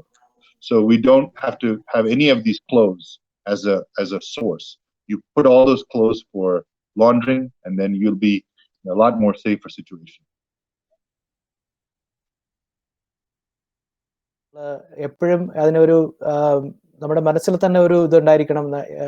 മറ്റുള്ളവരൊക്കെ നമ്മൾ വെളിയിൽ പോകുമ്പോൾ അകത്ത് വരുന്നത് വളരെ careful ആയി, especially doctor പറഞ്ഞതുപോലെ health care workers വളരെ തീർച്ചയായിട്ടും പാലിക്കേണ്ട കാര്യങ്ങളാണ് അവിടെ പറഞ്ഞത്. ഞാൻ ഡോക്ടറോട് മടങ്ങി വരുന്നതിന് മുന്നമേ ക്യാപ്റ്റൻ സ്റ്റാൻലി ജോർജിനോട് ചോദിക്കുന്നു, ഇങ്ങനെ കാര്യങ്ങളൊക്കെ ഉണ്ടായപ്പോൾ ഗവൺമെന്റ് എടുത്ത ഒരു തീരുമാനമാണ് ലോക്ക്ഡൗൺ അല്ലെങ്കിൽ സ്റ്റേ അറ്റ് ഹോം. അത് പല ഗുണങ്ങൾ ചെയ്യാൻ നമുക്ക് കഴിഞ്ഞുവെന്ന് മനസ്സിലാക്കാൻ കഴിയും. കാരണം കുടുംബാംഗങ്ങൾ തമ്മിൽ അടുത്തറിയുവാനും അവരുടെ ഇഷ്ടാനിഷ്ടങ്ങൾ തിരിച്ചറിയാനൊക്കെ കഴിഞ്ഞു. കാരണം ഒരു വീട്ടിൽ അകത്തിരിക്കുകയാണ്, എങ്ങോട്ടും പോകുന്നില്ല. അപ്പോൾ നമുക്ക് അങ്ങനെയുള്ള കാര്യങ്ങൾ തിരിച്ചറിയാൻ കഴിഞ്ഞു. പക്ഷേ പത്രമാധ്യമങ്ങളിൽ വരുന്ന മറ്റൊരു വാർത്ത എന്ന് പറയുന്നത് ഏറ്റവും അധികം പരിഭ്രാന്തി ഉളവാക്കുന്നതാണ് ഈ ഡൊമസ്റ്റിക് വയലൻസ് അല്ലെങ്കിൽ ഗാർഹിക പീഡനം കേസുകൾ വർദ്ധിക്കുന്നതായിട്ട് കണക്കുകൾ സൂചിപ്പിക്കുന്നു. എന്താണ് അങ്ങയുടെ അഭിപ്രായം? അതെ അതെ അതെ ഒരു പോലീസ് ഉദ്യോഗസ്ഥനായ രീതിയിൽ ഈ ക്രിമിനൽ കേസസിന്റെ കാര്യങ്ങളൊക്കെ നിങ്ങൾക്ക് അറിയാമല്ലോ. അപ്പോൾ ഇതിനെപ്പറ്റി പറയുക, കാരണം ഈ സ്റ്റേ അറ്റ് ഹോം പല കേസസ് ഇൻക്രീസ് ചെയ്യുന്നു കേൾക്കുന്നു. അതെ, ഞാൻ ഞങ്ങളുടെ ന്യൂയോർക്ക് സിറ്റിയുടെ കണക്കുകൾ പറയാം. മേജർ ഇൻഡെക്സ് ക്രൈം, അതായത് murder, rape, robbery, felony assault, grand larceny തുടങ്ങിയ മേജർ ഇൻഡെക്സ് ക്രൈം ഈ സമയത്ത് ഓൾമോസ്റ്റ് 30% കുറഞ്ഞു. 2 കാറ്റഗറി മാത്രമേ കൂടിയിട്ടുള്ളൂ. ഒന്ന് ബർഗ്ലറി, ഗ്രാൻഡ് ലാർസനി, ഓട്ടോ. ബർഗ്ലറി നടക്കാനായിട്ട് കാര്യം എല്ലാ ബിസിനസ്സിലും അടഞ്ഞു കിടക്കുകയാണ്, അവിടെ നിന്ന് ആരുമില്ല. അതുകൊണ്ട് it is easy to do. അതുകൊണ്ട് ബർഗ്ലറി കൂടുതലാണ്. ഗ്രാൻഡ് ലാർസനി, ഓട്ടോയും കൂടുതലാണ്. ന്യൂയോർക്ക് സിറ്റി ഒരു വിയർഡ് ഫിനാമിനയാണ്. ഡൊമസ്റ്റിക് വയലൻസ് ന്യൂയോർക്ക് സിറ്റിയിൽ കുറവാണ്. ന്യൂയോർക്ക് സ്റ്റേറ്റിൽ 15% ഡൊമസ്റ്റിക് വയലൻസ് കൂടി.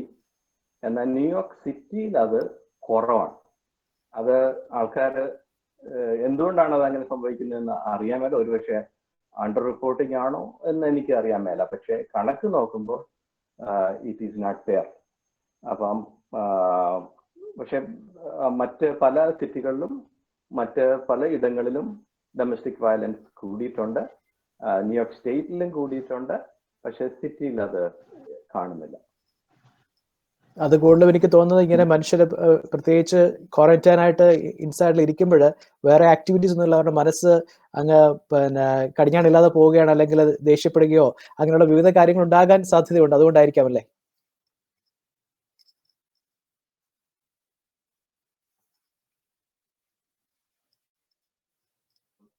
അതിന്റെ ആ ഒരു സ്റ്റേജിലോട്ട് വരെ ഇവിടെ വന്നിട്ടില്ല എന്നാണ് ഞാൻ അനുമാനിക്കുന്നത്.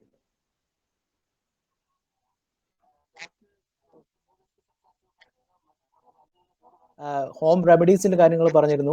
പ്രധാനമായും ഇപ്പോൾ നൽകുന്നത് ഹൈഡ്രോക്സി ക്ലോറോക്വിൻ ആണെന്ന് പറഞ്ഞു. പിന്നെ മറ്റ് ചില മരുന്നുകളും ലഭിക്കുന്നു പറഞ്ഞു. എന്താണ് ഇപ്പോഴത്തെ ട്രീറ്റ്മെന്റ് ട്രെൻഡ്? അത് എനിക്കറിയാം, ഈ രോഗം വന്നിട്ട് നാളുകളായില്ല, അതിൻ്റെതായ കാര്യങ്ങൾ നടക്കുന്നുള്ളെങ്കിൽ അറിയാം. എങ്കിലും ഒരു ഇൻഫെക്ഷസ് ഡിസീസ് സ്റ്റാൻഡ് പോയിന്റ് വെച്ചിട്ട് ഡോക്ടറുടെ ട്രീറ്റ്മെന്റ് സജഷൻസ് ഒക്കെ എങ്ങനെയായിരുന്നു, അല്ലെങ്കിൽ ഇപ്പോഴത്തെ ട്രെൻഡ് എങ്ങനെയാണ്? We have to stay healthy even if we're living in the confines of home. So even if we're, I think prevention has always been the best way to handle this, and exercise here to try to stay healthy within the home. Of course, some people may have to do this in just aerobic type of exercises that they maybe watch on YouTube. Other people may have the opportunity to do jogging and bicycling and things like that. So of course, staying healthy is the most important thing. I think one of the things that you heard about is such as taking zinc and vitamin C and other home remedies. I have no problem with people taking those remedies. I think those are very easy to take, and they will help you your immunity through the difficult times. Of course, the controversies are there for the medications, and even though politicians talk about hydroxychloroquine or news people are talking about azithromycin, the current state is that we've found that azithromycin may not be giving us the benefit as much as hydroxychloroquine. Even hydroxychloroquine, there's something called the Infectious Disease Society of America, and they've also been able to give us some guidance on how we use these medications. I am using hydroxychloroquine on a case-by-case basis now. It was that I was trying to give it to almost everybody, especially the people who are hospitalized, who are impending respiratory failure, or may go to the intensive care unit. So I was trying to use it on many people, and now I've realized that maybe there might be some patients who are benefited, others who may not have any benefit. So we have to look at it with the side effect profile of the hydroxychloroquine. And many people who take hydroxychloroquine as a long-term medication do have side effects such as vision loss. And the medication has such a long half-life that you can't take it back. Once you ingest it, it's in your body for 3 weeks. So taking a 5-day course is what most people have taken. There are people who get medications offline. They buy it maybe on the website, they get it through their doctors, and they're taking it in a prophylactic way. I do warn them that has its own side effects, and it can have drug interactions. For example, if you're a cardiac patient and you take a medication like hydroxychloroquine, if the EKG shows some abnormality in one of the intervals, you can go into a fatal rhythm. So it is not a medication that, and I've heard in India that is being used more widely. People are taking it prophylactically. Some people are deciding to take it once a week. There's all sorts of ways that hydroxychloroquine is being used. But I think it has to be used with this caveat or some type of strictness that we will use it when people are ill and not necessarily use it for everybody.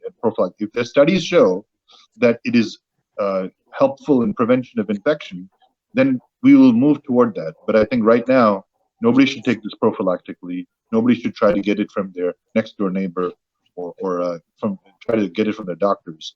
I think we should wait for people who have actual infection to be treated. Of course, the azithromycin, as I mentioned, that is the medication that we were using concurrently, and that was because of some of the French studies that were done. That medication, of course, has now gained less favor. And if you're able to be in the hospital and get some of these experimental medications, including remdesivir, that's an experimental medication that you hear about on television. It's made by Gilead, and we were able to get it for the patient, but suddenly, once the patient gets renal failure, that patient was disqualified. So they're looking at it for certain patients, and right now it's in clinical trials or for compassionate use. That compassionate use means patients who are pregnant or maybe they're less than 18 years old, they are still able to get access to remdesivir, and the doctors know how to get a hold of it if they apply for it, and the company is able to provide it on a compassionate basis. There are other medications that have been tried, that the clinical trials in New England Journal of Medicine, they found out that lopinavir, ritonavir, which is an HIV medication, that, and along with darunavir, Prescovix, those kind of medications, they have not been found, even though they work on the RNA polymerase. Those are the ones that they're disqualifying. So those are protease inhibitors, and those have been found in clinical trials not to be successful. Of course, patients who are on statins, we advise them to continue taking statins. And of course, if you've not seen a doctor, now you can do televisits, and you can talk to your doctor and get appointments through your doctor through the televisits. And if you do that, if you qualify for statins are a way to reduce inflammation in the body anyway. So I do think statins are a good way of trying to reduce or mitigate the risk of you having a severe reaction. The interesting thing about this whole COVID is that people who smoke and people who have COPD, some of them are not ending up on the machine like some other patients. So I'm not advising smoking on anybody. I don't want anybody to take that as a way to find an excuse to continue smoking. But somehow smoking seems to cause a lot of inflammation in the lungs, and it seems like the lungs are already prepared for this virus. So I was just giving some off the cuff data.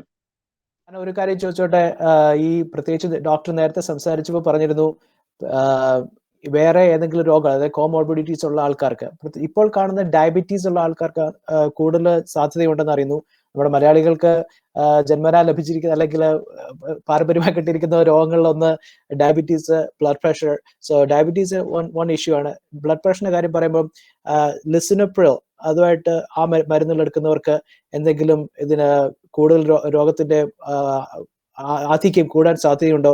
അതേ രീതിയിൽ തന്നെ ചോദിക്കുന്നു ഐബുപ്രോഫിൻ, അതും ഒരു കാര്യം കേൾക്കുന്നുണ്ട്, അത് രോഗം മൂർച്ഛിക്കുന്നതിന് അല്ലെങ്കിൽ ഐബുപ്രോഫിൻ ഒരു കോൺട്രാഇൻഡിക്കേഷൻ പറയുന്നു. അതിനെപ്പറ്റി എന്താണ് ഡോക്ടർ പറയുന്നത്?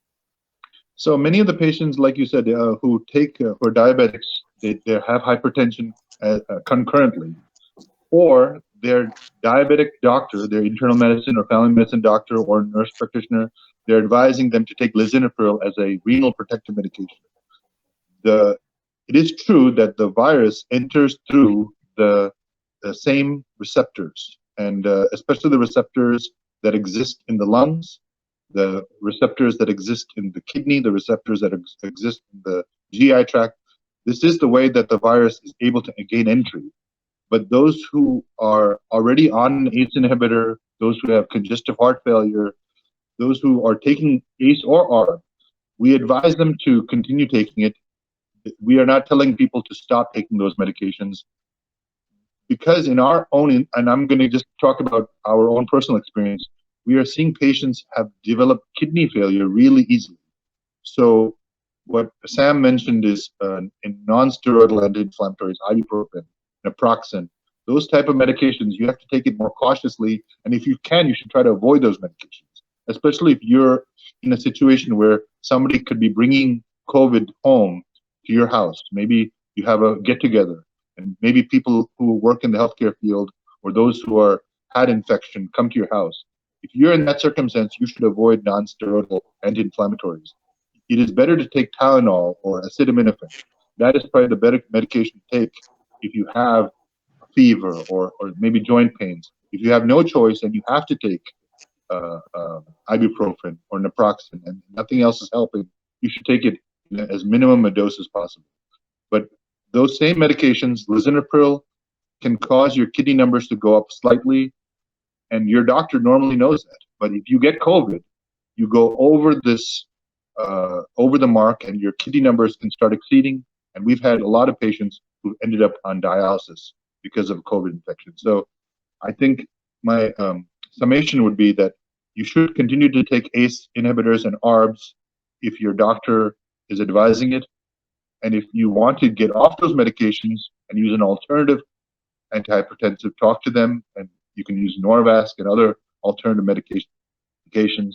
If we can avoid taking non-steroidal anti-inflammatories, that's diclofenac, that's naproxen, that's ibuprofen, Advil, whichever brand you use, you should avoid those in this current day and age because of how this is a very transmissible infection, as everybody knows, and it's very easily passed on from person to person. If you do take non-steroidal anti-inflammatories, you may have more risk of kidney injury and more risk of not being able to fight the infection. Thank you. വളരെ വിശദീകരമായിട്ട് അത് answer പറഞ്ഞതിന് നന്ദി. പ്രിയ Wesley, ഈ സമയത്ത് പ്രത്യേകിച്ച് രോഗം വന്നപ്പോൾ കുഞ്ഞുങ്ങളുടെ കാര്യം സംസാരിച്ചിരുന്നു. ഞങ്ങൾക്ക് മനസ്സിലാക്കാൻ കഴിയുന്നത് ഇതിനിടയ്ക്ക് മകന്റെ ആൻഡ്രൂവിന്റെ ബർത്ത്ഡേ ആയിരുന്നു, അതിൽ പങ്കെടുക്കാൻ കഴിഞ്ഞില്ല. അതിന്റെ ആ ഒരു സംഭവം മനസ്സിന് എത്രത്തോളം വേദന ഉണ്ടാക്കി? ആൻഡ്രൂ അറിയാലോ, 9 വയസ്സായപ്പോ തൊട്ട് തന്നെ 10ാമത്തെ ബർത്ത്ഡേ ഭയങ്കര സംഭവമാക്കണമെന്ന് വിചാരിച്ച് ഒത്തിരി എക്സൈറ്റഡ് ആയിരുന്നു. പിന്നെ നമ്മുടെ യൂത്ത് പാസ്റ്റർ സനിലും ഷൈനി, കൊച്ചുവെഞ്ചാൻ, ഇവരൊക്കെ കുറെ സ്വീറ്റ്സും കേക്കും ഒക്കെ അവന് കൊണ്ട് കൊടുത്തു. ഞങ്ങൾ കണ്ടിട്ടില്ല ബർത്ത്ഡേക്ക് ആൻഡ്രൂവിനെ, പക്ഷെ അവന്റെ ഒരു വീഡിയോ ഉണ്ട്. അവൻ എനിക്കൊന്ന് ഹെലീനയാണോ ആരോ ഫോണിൽ വിളിച്ചു, ആൻജി അത് റെക്കോർഡ് ചെയ്തു. രാത്രിയില് മിഡ്നൈറ്റില് പാർത്താൻ തന്നെ ഇരുന്ന് കേക്ക് കട്ട് ചെയ്തു.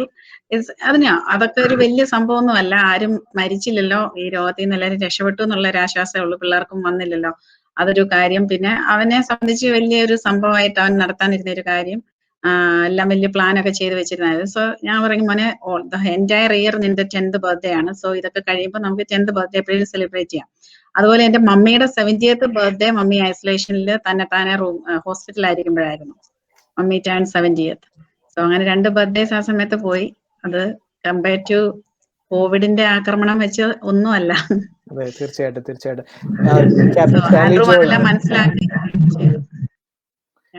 ക്യാപ്റ്റൻ സ്റ്റാൻലി ജോർജ്, ഞാനിപ്പോ ഈ പറഞ്ഞ സംഭവം, അതായത് പ്രിയ വെസ്ലിയുടെ മകൻ അല്ലെങ്കിൽ അവരുടെ കുഞ്ഞിന്റെ ബർത്ത്ഡേ 10th ബർത്ത്ഡേയുടെ കാര്യം പറഞ്ഞു. അതുപോലെ ഇങ്ങനെ ഒരു ജീവിതത്തിലെ ചില മൈൽ സ്റ്റോൺസ്, വെഡിങ്സ്, ചിലരുടെ ഫ്യൂണറൽസിന് പോലും ഫാമിലി മെമ്പേഴ്സിന് പങ്കെടുക്കാൻ കഴിയുന്നില്ല. അങ്ങനെയുള്ളവരെ നമുക്ക് എങ്ങനെ ആശ്വസിപ്പിക്കാൻ പറ്റും? അവരുടെ ഒരു ഏറ്റവും പ്രിയപ്പെട്ട ആളുടെ മരണസമയത്ത് കാണാൻ കഴിയാത്ത, അവരിൽ നിന്ന് മാറി നിൽക്കേണ്ട ഒരു അവസ്ഥയുണ്ട്. അവരെ നമ്മൾ എന്ത് പറഞ്ഞ് ആശ്വസിപ്പിക്കാൻ പറ്റും?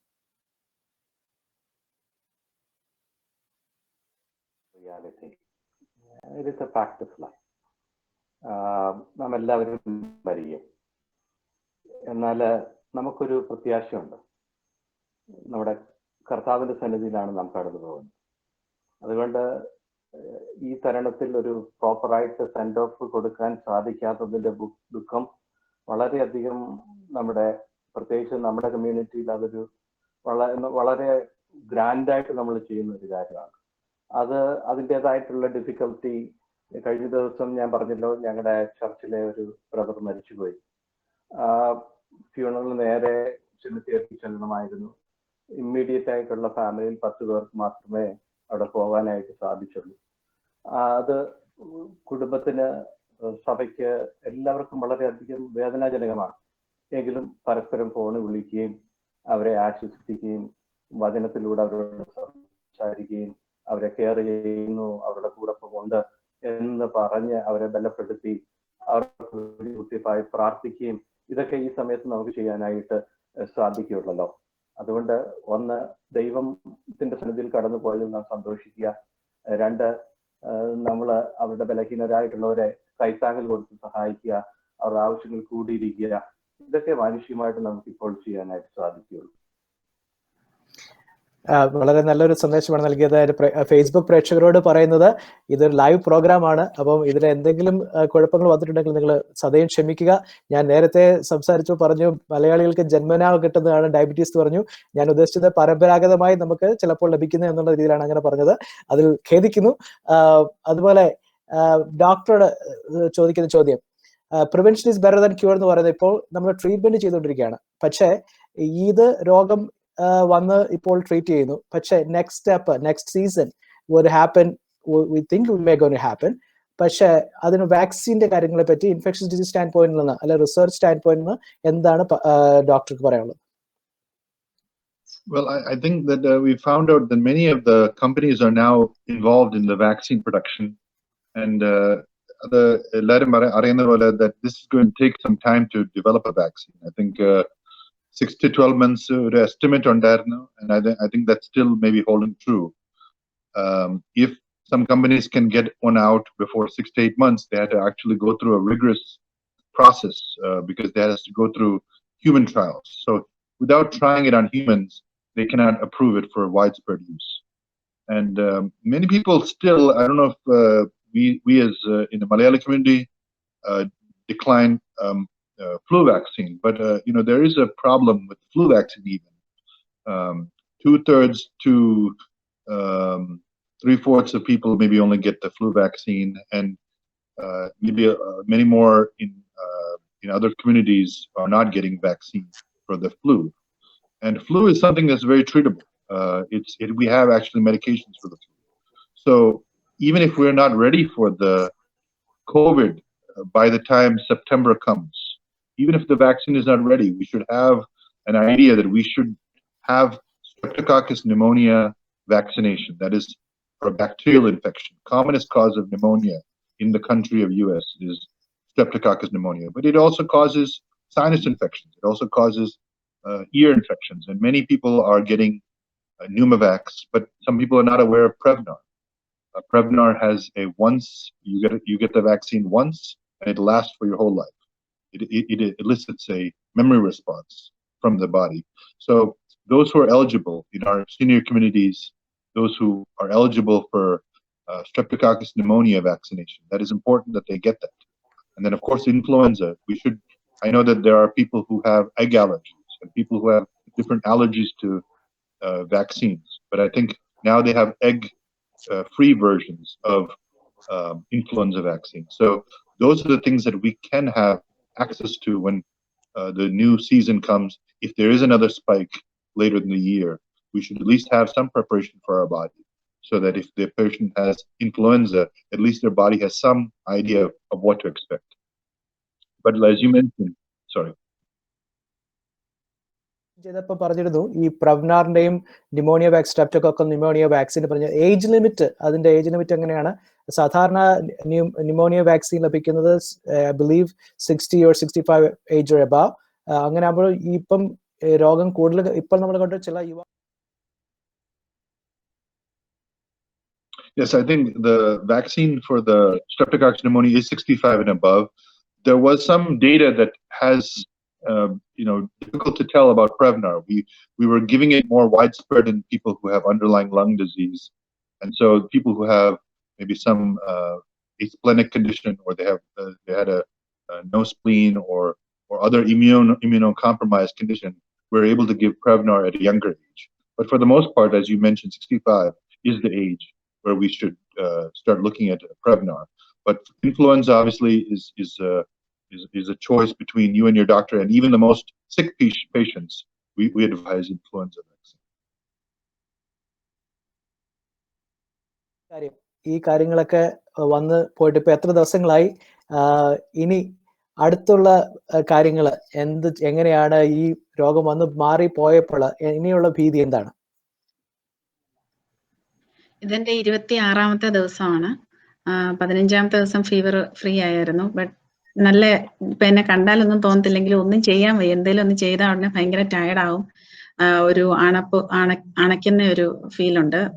പ്രത്യേകിച്ച് മമ്മിക്ക് ഫുൾ കെയർ വേണ്ടിയതുകൊണ്ട് ഞാനും വെച്ചാനും മാറി മാറിയാണ് ഹെൽപ്പ് ചെയ്യുന്നത്. അപ്പം അതൊക്കെ ചെയ്ത് കഴിയുമ്പം ഭയങ്കര ഒരു ഇതുണ്ട്. പിന്നെ ജോലിയിലേക്ക് ഞാൻ സത്യം പറഞ്ഞാൽ ഫ്രൈഡേയിലൊന്നും വിളിച്ചതേ ഉള്ളൂ. ഞാൻ ജോലിയിലേക്കൊന്നും വിളിക്കുന്ന പോലും ഇല്ലായിരുന്നു. ബിക്കോസ് നമ്മള് കംപ്ലീറ്റ്ലി സുഖമായിട്ടല്ലേ പോകാൻ പറ്റുള്ളൂ. എന്റെ അസുഖം മാറിയെങ്കിലും മമ്മിക്കും വെച്ചാനും കംപ്ലീറ്റ്ലി ഇപ്പോഴും അവര് ഗോത്രൂ ചെയ്യുവാണ്.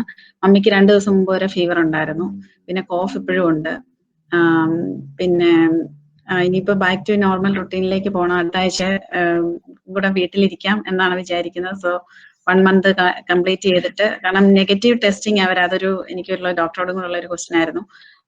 പിന്നെ ഇത് രണ്ടാമത് വരുന്നതിനെ പറ്റിയൊക്കെ ഒരു ഫിയർ ഉണ്ട്. കാരണം ഞാൻ എന്തേലും ഇച്ചിരി കൂടുതൽ പണി ചെയ്യുമ്പോൾ എന്റെ ഫ്രണ്ട്സ് ഒക്കെ വിളിച്ച് പറയാൻ, പ്രിയ നീ അടങ്ങിയിരിക്കുക, നീ റെസ്റ്റ് എടുക്കണം, കാരണം ചിലർക്കൊക്കെ ഇത് വരുന്നുണ്ട്. സൗത്ത് കൊറിയയിലൊക്കെ ഇത് രണ്ടാമത് റിപ്പീറ്റ് ചെയ്യുന്നുണ്ട്. സോ ഇതിന്റെ ആന്റിബോഡീസ് എത്ര നാളെ ലാസ്റ്റ് ചെയ്യും, അങ്ങനെയൊക്കെയുള്ളത് എനിക്ക് ഡോക്ടറോട് ചോദിക്കാനുള്ളൊരു ചോദ്യം മേ ബി സാം ചോദിക്കാനിരുന്നായിരിക്കും. സോ അങ്ങനെ പിന്നെ 49-15 days ഒക്കെ ആകുമ്പോഴേ ഈ വൈറസ് റീആക്ടിവേറ്റ് ചെയ്യുന്നുണ്ടെന്ന് പറയുന്നു.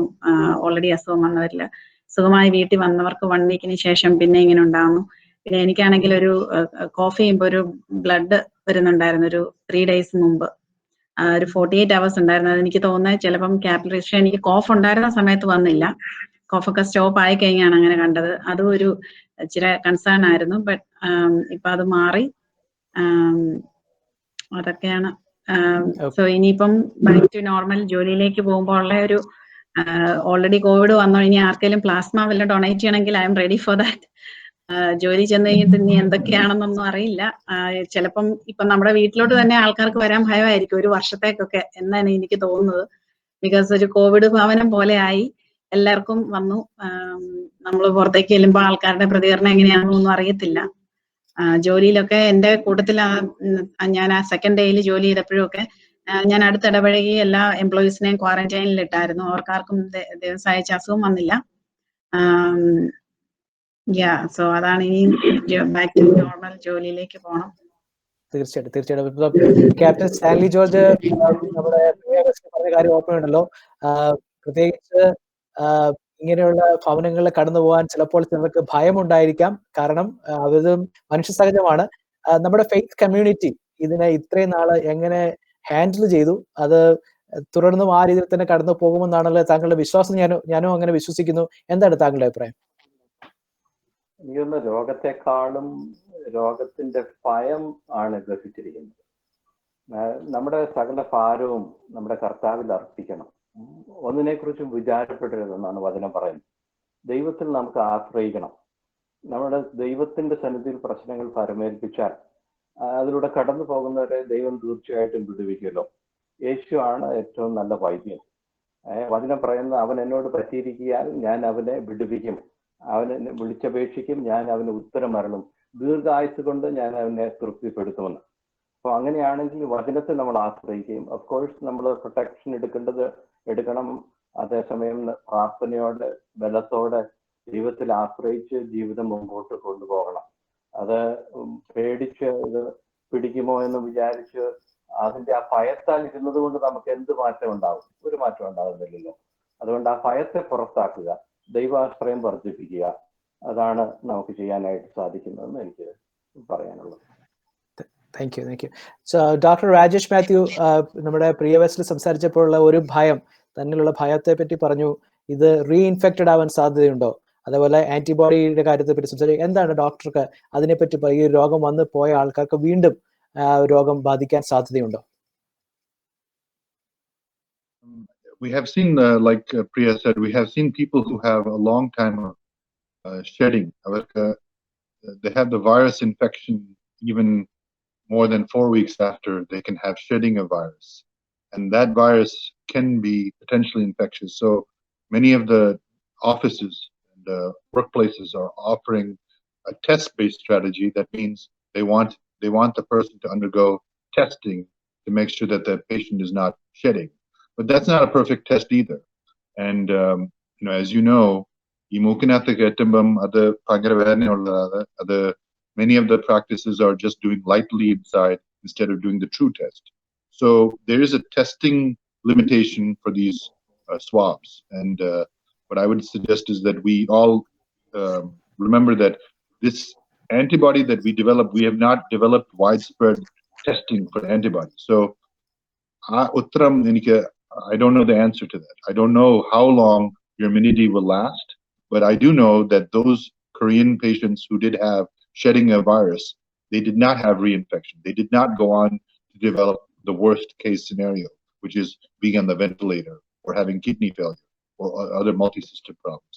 So you can have virus after having a negative swab, and you can shed the virus even, they say, 37, 40 days.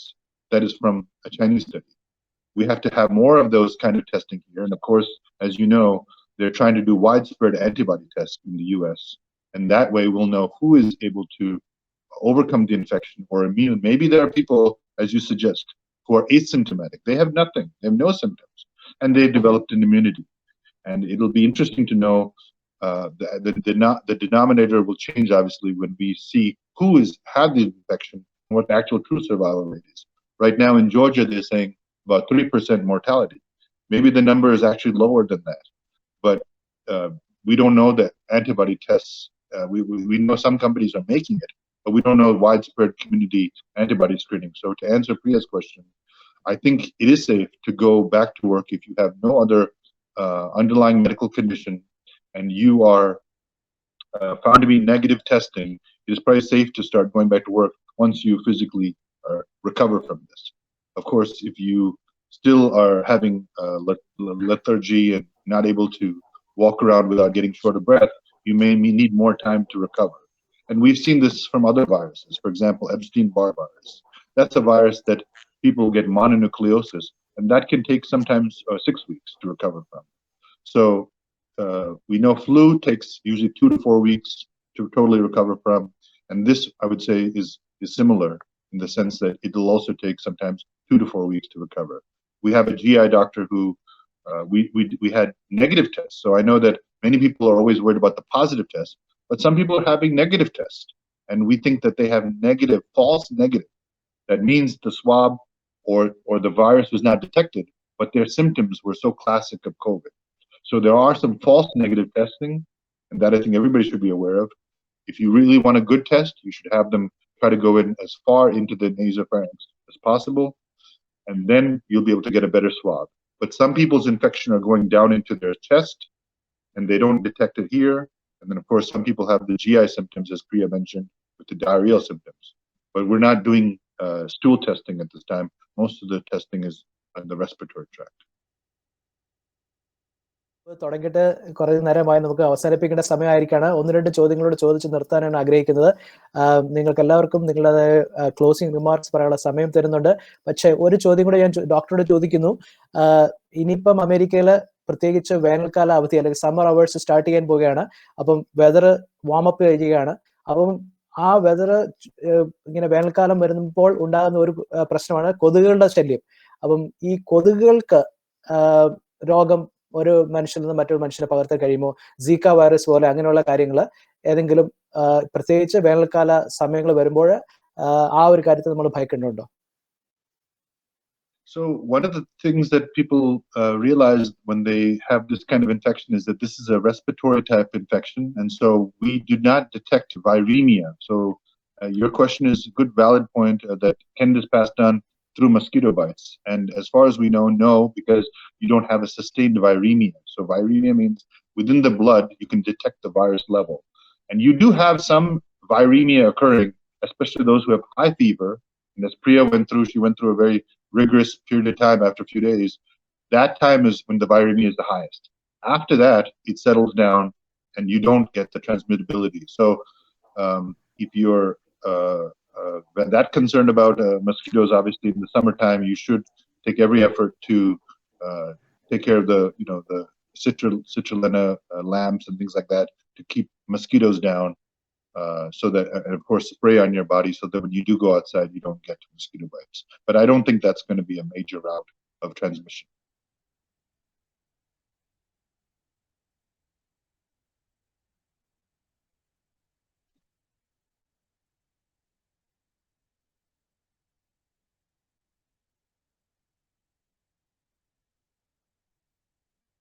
എല്ലാം കഴിഞ്ഞു, പല മാധ്യമങ്ങളും കൂടി ചെയ്യാൻ കഴിഞ്ഞു. എങ്കിലും പവർ വിഷൻ പ്രേക്ഷകരോട് ഇപ്പോൾ അല്ലെങ്കിൽ എന്താണ് ഒരു സന്ദേശം നൽകാനുള്ളത്?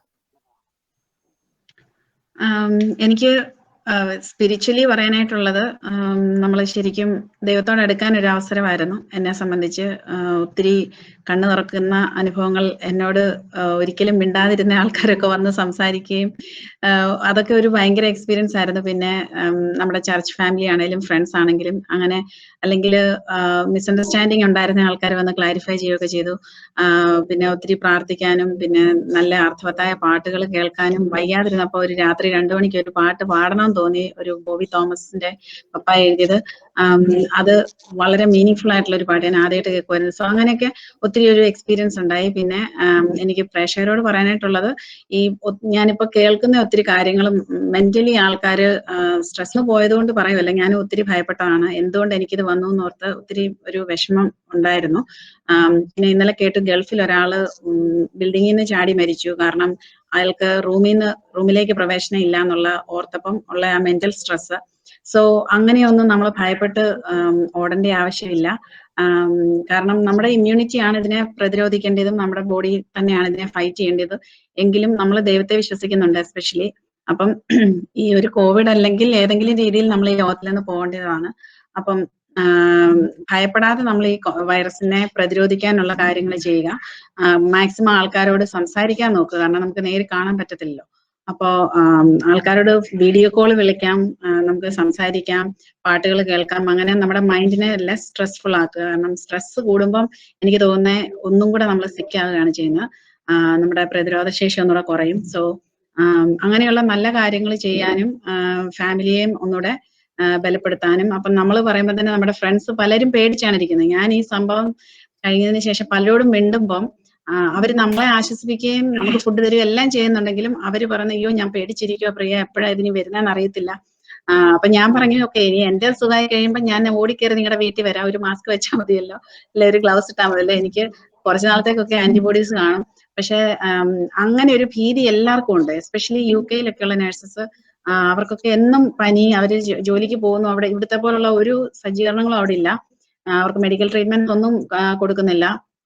സോ ഞാൻ ഈ ലൈവ് ഒക്കെ ചെയ്യുമ്പോഴും ഒക്കെ ആൾക്കാർ പിന്നീട് എന്നോട് പേഴ്സണൽ മെസ്സേജ് ഇട്ടു. എന്റെ നഴ്സസ്, എന്റെ ഫ്രണ്ട്സ്, കൊളീഗ്സ്, ജൂനിയേഴ്സ് ഒക്കെ, അവർക്കെല്ലാം കോവിഡ് ആണ്. UK, ലണ്ടൻ, അവിടെ ഒത്തിരിയും പേർക്ക് ഇത് ഉണ്ട്. അവരൊന്നും അങ്ങനെ പുറത്ത് പറയുന്നില്ലെന്നേ ഉള്ളൂ. സോ ഒത്തിരി പേര് ഭീതിയിലാണ് കഴിയുന്നത്. അത് സ്റ്റാൻലി ചേട്ടന് പറയാൻ കാണും അതിനെപ്പറ്റി കൂടുതൽ. കാരണം ഒത്തിരി ആളുകൾക്ക് ഭയമുണ്ട് ഇതിനെപ്പറ്റി. ഞാനൊരു പക്ഷേ ഈ രോഗം എനിക്ക് വരാൻ ഒരു സാധ്യതയും ഇല്ലാത്ത ഒരു അവസ്ഥയിലാണ് എനിക്കിത് വന്നത്. അപ്പൊ ഞാൻ ഓർത്ത് ചിലപ്പം ഞാൻ ഒത്തിരി സംസാരിക്കുകയൊക്കെ ചെയ്യുന്നതുകൊണ്ട് ചിലപ്പോൾ ഇത്രയും എല്ലാം പറഞ്ഞു കഴിഞ്ഞപ്പം ഒരു അസുഖം വന്നതിന് ശേഷം ഇതിനെപ്പറ്റി ഒന്നുകൂടെ പറഞ്ഞ് ആൾക്കാരെ ധരിപ്പിക്കാനായിരിക്കും എനിക്ക് ഈ രോഗം വന്നതെന്ന് പോലും ഞാൻ ചിന്തിച്ചു. എസ്പെഷ്യലി ഇന്ന് മിണ്ടിയപ്പോഴാണേലും പറയാം, എന്റെ മമ്മി പോയിട്ട് ജീവനോടെ തിരിച്ചു വരുമെന്ന് ആരും പ്രതീക്ഷിച്ചില്ല എന്ന് പലരും, മമ്മിക്ക് ഇച്ചിരി സുഖമായി കഴിഞ്ഞപ്പോൾ എല്ലാവരും അതെന്നോട് പറഞ്ഞു. അതൊരു സത്യമാണ്. ശരിയാണ്, എല്ലാവരും മരിക്കുന്നില്ല, എന്നാൽ ഒത്തിരി പേര് മരിക്കുന്നുമുണ്ട്. അതുകൊണ്ട് എനിക്കത് ഏറ്റവും ഭയമുള്ള ഒരു കാര്യമായിരുന്നു. എനിക്ക് ഇത്ര പറയാനുള്ളൂ. ദൈവം രക്ഷിച്ചു. എല്ലാവരും നന്നായിട്ട് നമ്മളെ ടേക്ക് കെയർ ചെയ്തു. ഇവിടുത്തെ മെത്തഡിസ്റ്റ് ഹോസ്പിറ്റലിലെ സ്റ്റാഫ്, ER സ്റ്റാഫും ഹോസ്പിറ്റൽ സ്റ്റാഫും ഒക്കെ വളരെ നല്ലൊരു, അവരെയൊക്കെ നമ്മൾ വിളിച്ച് മമ്മിയോട് സംസാരിക്കുകയൊക്കെ ചെയ്യുമ്പം അതൊക്കെയാണ് എനിക്ക് തോന്നിയത്. അവരും ഫാമിലി ഉള്ളവരാണ്. സോ എല്ലാവരും ഒത്തിരി നന്നായിട്ട് എല്ലാം ടേക്ക് കെയർ ചെയ്തു. എല്ലാവരോടും ഒരുപാട് നന്ദിയുണ്ട്. സോ ഭയപ്പെടരുത്. നമ്മുടെ നാട്ടിൽ പറയുന്ന പോലെ ജാഗ്രത മതി, ഭയം വേണ്ട. ഒരു നല്ലൊരു സാക്ഷ്യമാണ് പറഞ്ഞത്. ഡോക്ടർ, ഞാൻ അങ്ങോട്ട് ചോദിക്കുന്നു, ആരോഗ്യ മേഖലാ പ്രവർത്തനത്തിൽ ജോലി ചെയ്യുന്നവർക്ക് എപ്പോഴും ഒരു ഭീതിയുണ്ട്, ഇവരെ ടേക്ക് കെയർ ചെയ്യുമ്പോൾ എനിക്ക് പകരുമോ അല്ലെങ്കിൽ അങ്ങനെയുള്ള ഭീതികളുണ്ട്. പക്ഷേ അതെല്ലാം മറന്നുകൊണ്ട് വളരെ ഒരു മിഷൻ ഓറിയന്റഡ് ആയിട്ട് ചെയ്യുന്ന ജോലിയാണ് എല്ലാ ആരോഗ്യ പ്രവർത്തകരും. അങ്ങനെ ചെയ്യുന്ന എല്ലാ പ്രവർത്തകരും നമ്മൾ എപ്പോഴും സല്യൂട്ട് ചെയ്യുന്നു. അവരുടെ ആ സേവനത്തെ നമ്മൾ അഭിനന്ദിക്കുന്നു. അതിനുള്ള നന്ദി നമ്മൾ പ്രകടിപ്പിക്കുന്നു. എന്താണ് നമ്മുടെ പ്രേക്ഷകരോട് ഡോക്ടർക്ക് ഈ ഒരു അവസരത്തിൽ പറയാനുള്ള സന്ദേശം?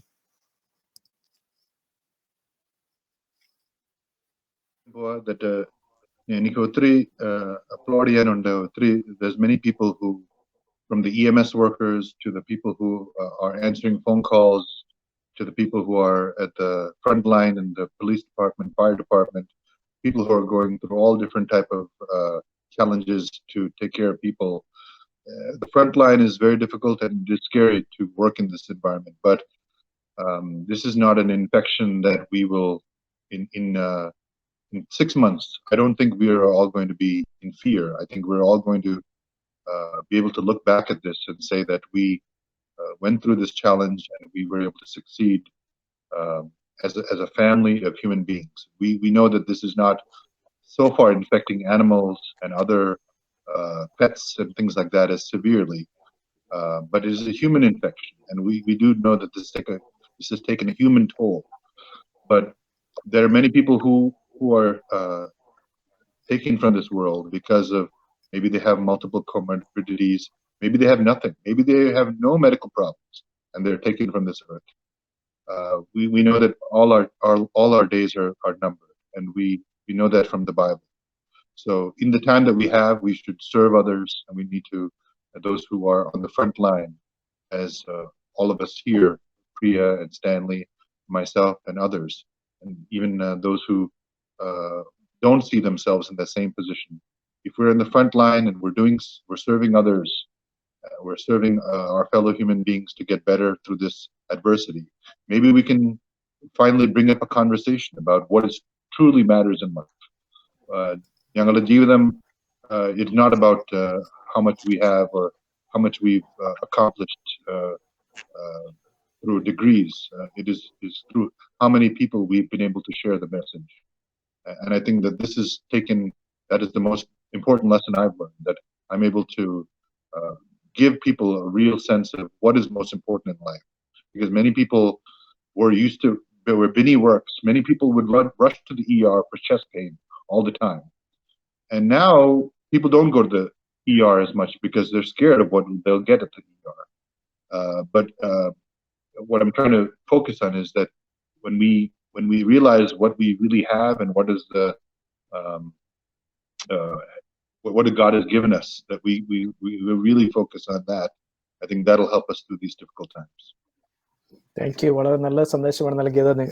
ഞാൻ ഡോക്ടർ നേരത്തെ സംസാരിച്ച് പറഞ്ഞ് നിങ്ങളുടെ കുടുംബമായി, പ്രത്യേകിച്ച് ആരോഗ്യ മേഖലയിലാണ്, കുഞ്ഞുങ്ങളുണ്ട്, നിങ്ങൾ ചെയ്യുന്ന സേവനത്തിന് വളരെ നന്ദി.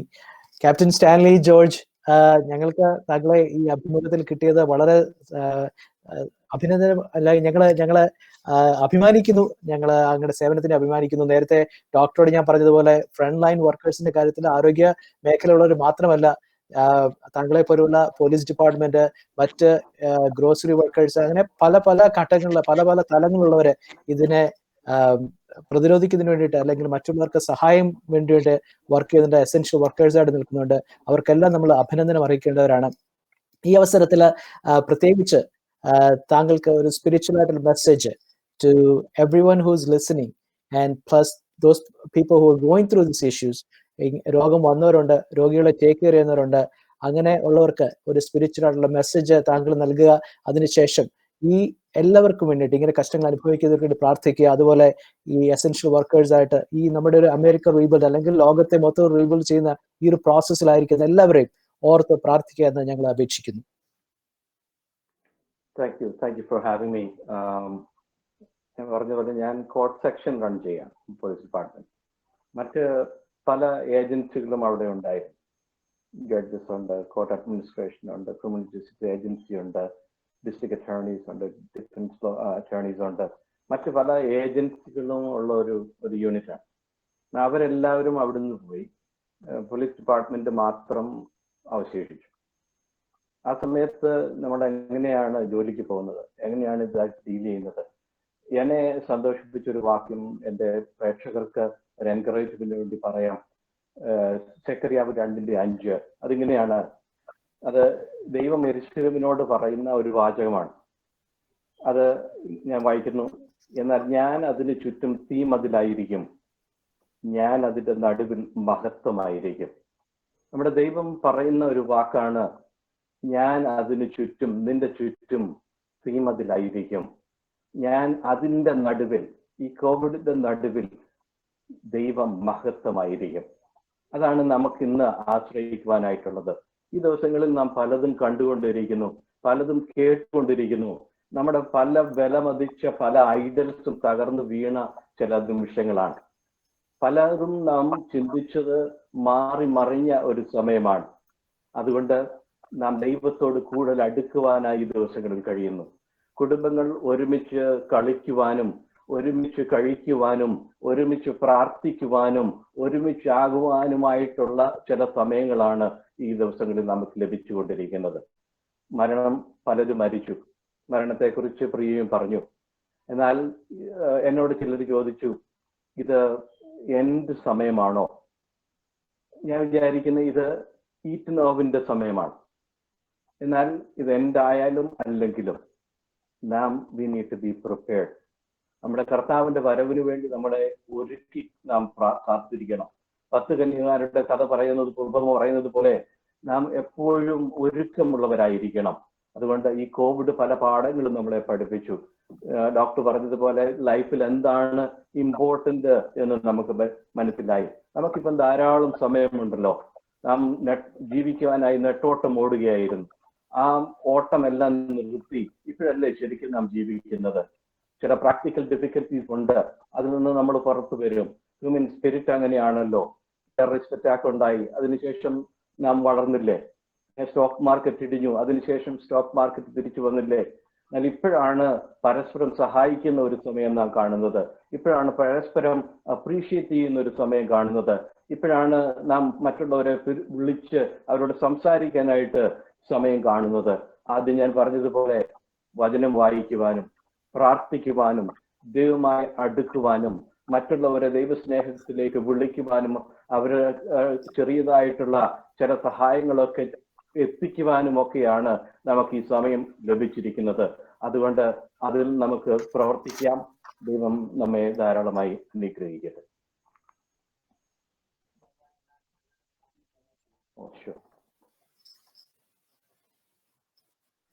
കരുണാസമ്പന്നനായ സ്വർഗ്ഗപിതാവേ, അങ്ങയുടെ പുത്രനും അടിയുടെ രക്ഷകനുമായ യേശുക്രിസ്തുവിന്റെ നാമത്തിൽ പവർവിഷന്റെ പ്രേക്ഷകരുമായി അങ്ങയുടെ സന്നിധിയിൽ കടന്നു വരുന്നു.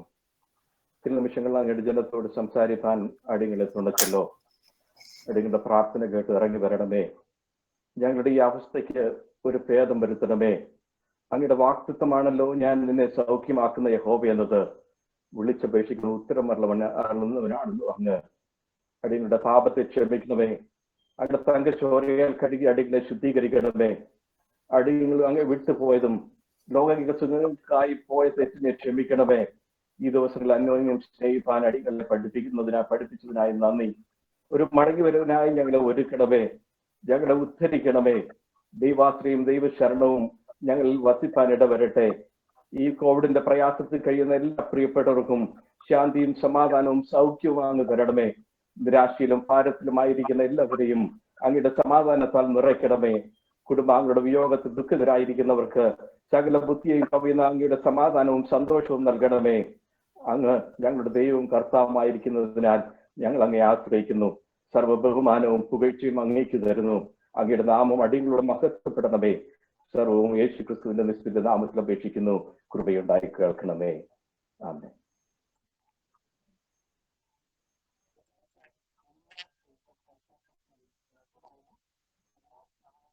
ഇതിനെപ്പറ്റിയുള്ള ചില പ്രത്യാശയുടെ വാക്കുകളും അനുഭവ സമ്പത്തിന്റെ കാര്യങ്ങളും പ്രത്യേകിച്ച് ഡോക്ടറിൽ നിന്ന് കേട്ട കാര്യങ്ങളും എല്ലാം അവരുടെ പേഴ്സണൽ കാര്യങ്ങൾ പറഞ്ഞുവെങ്കിലും മറ്റുള്ളവരെ ധൈര്യപ്പെടുത്തുന്ന വേണ്ടി പറഞ്ഞ വാക്കുകളാണ്.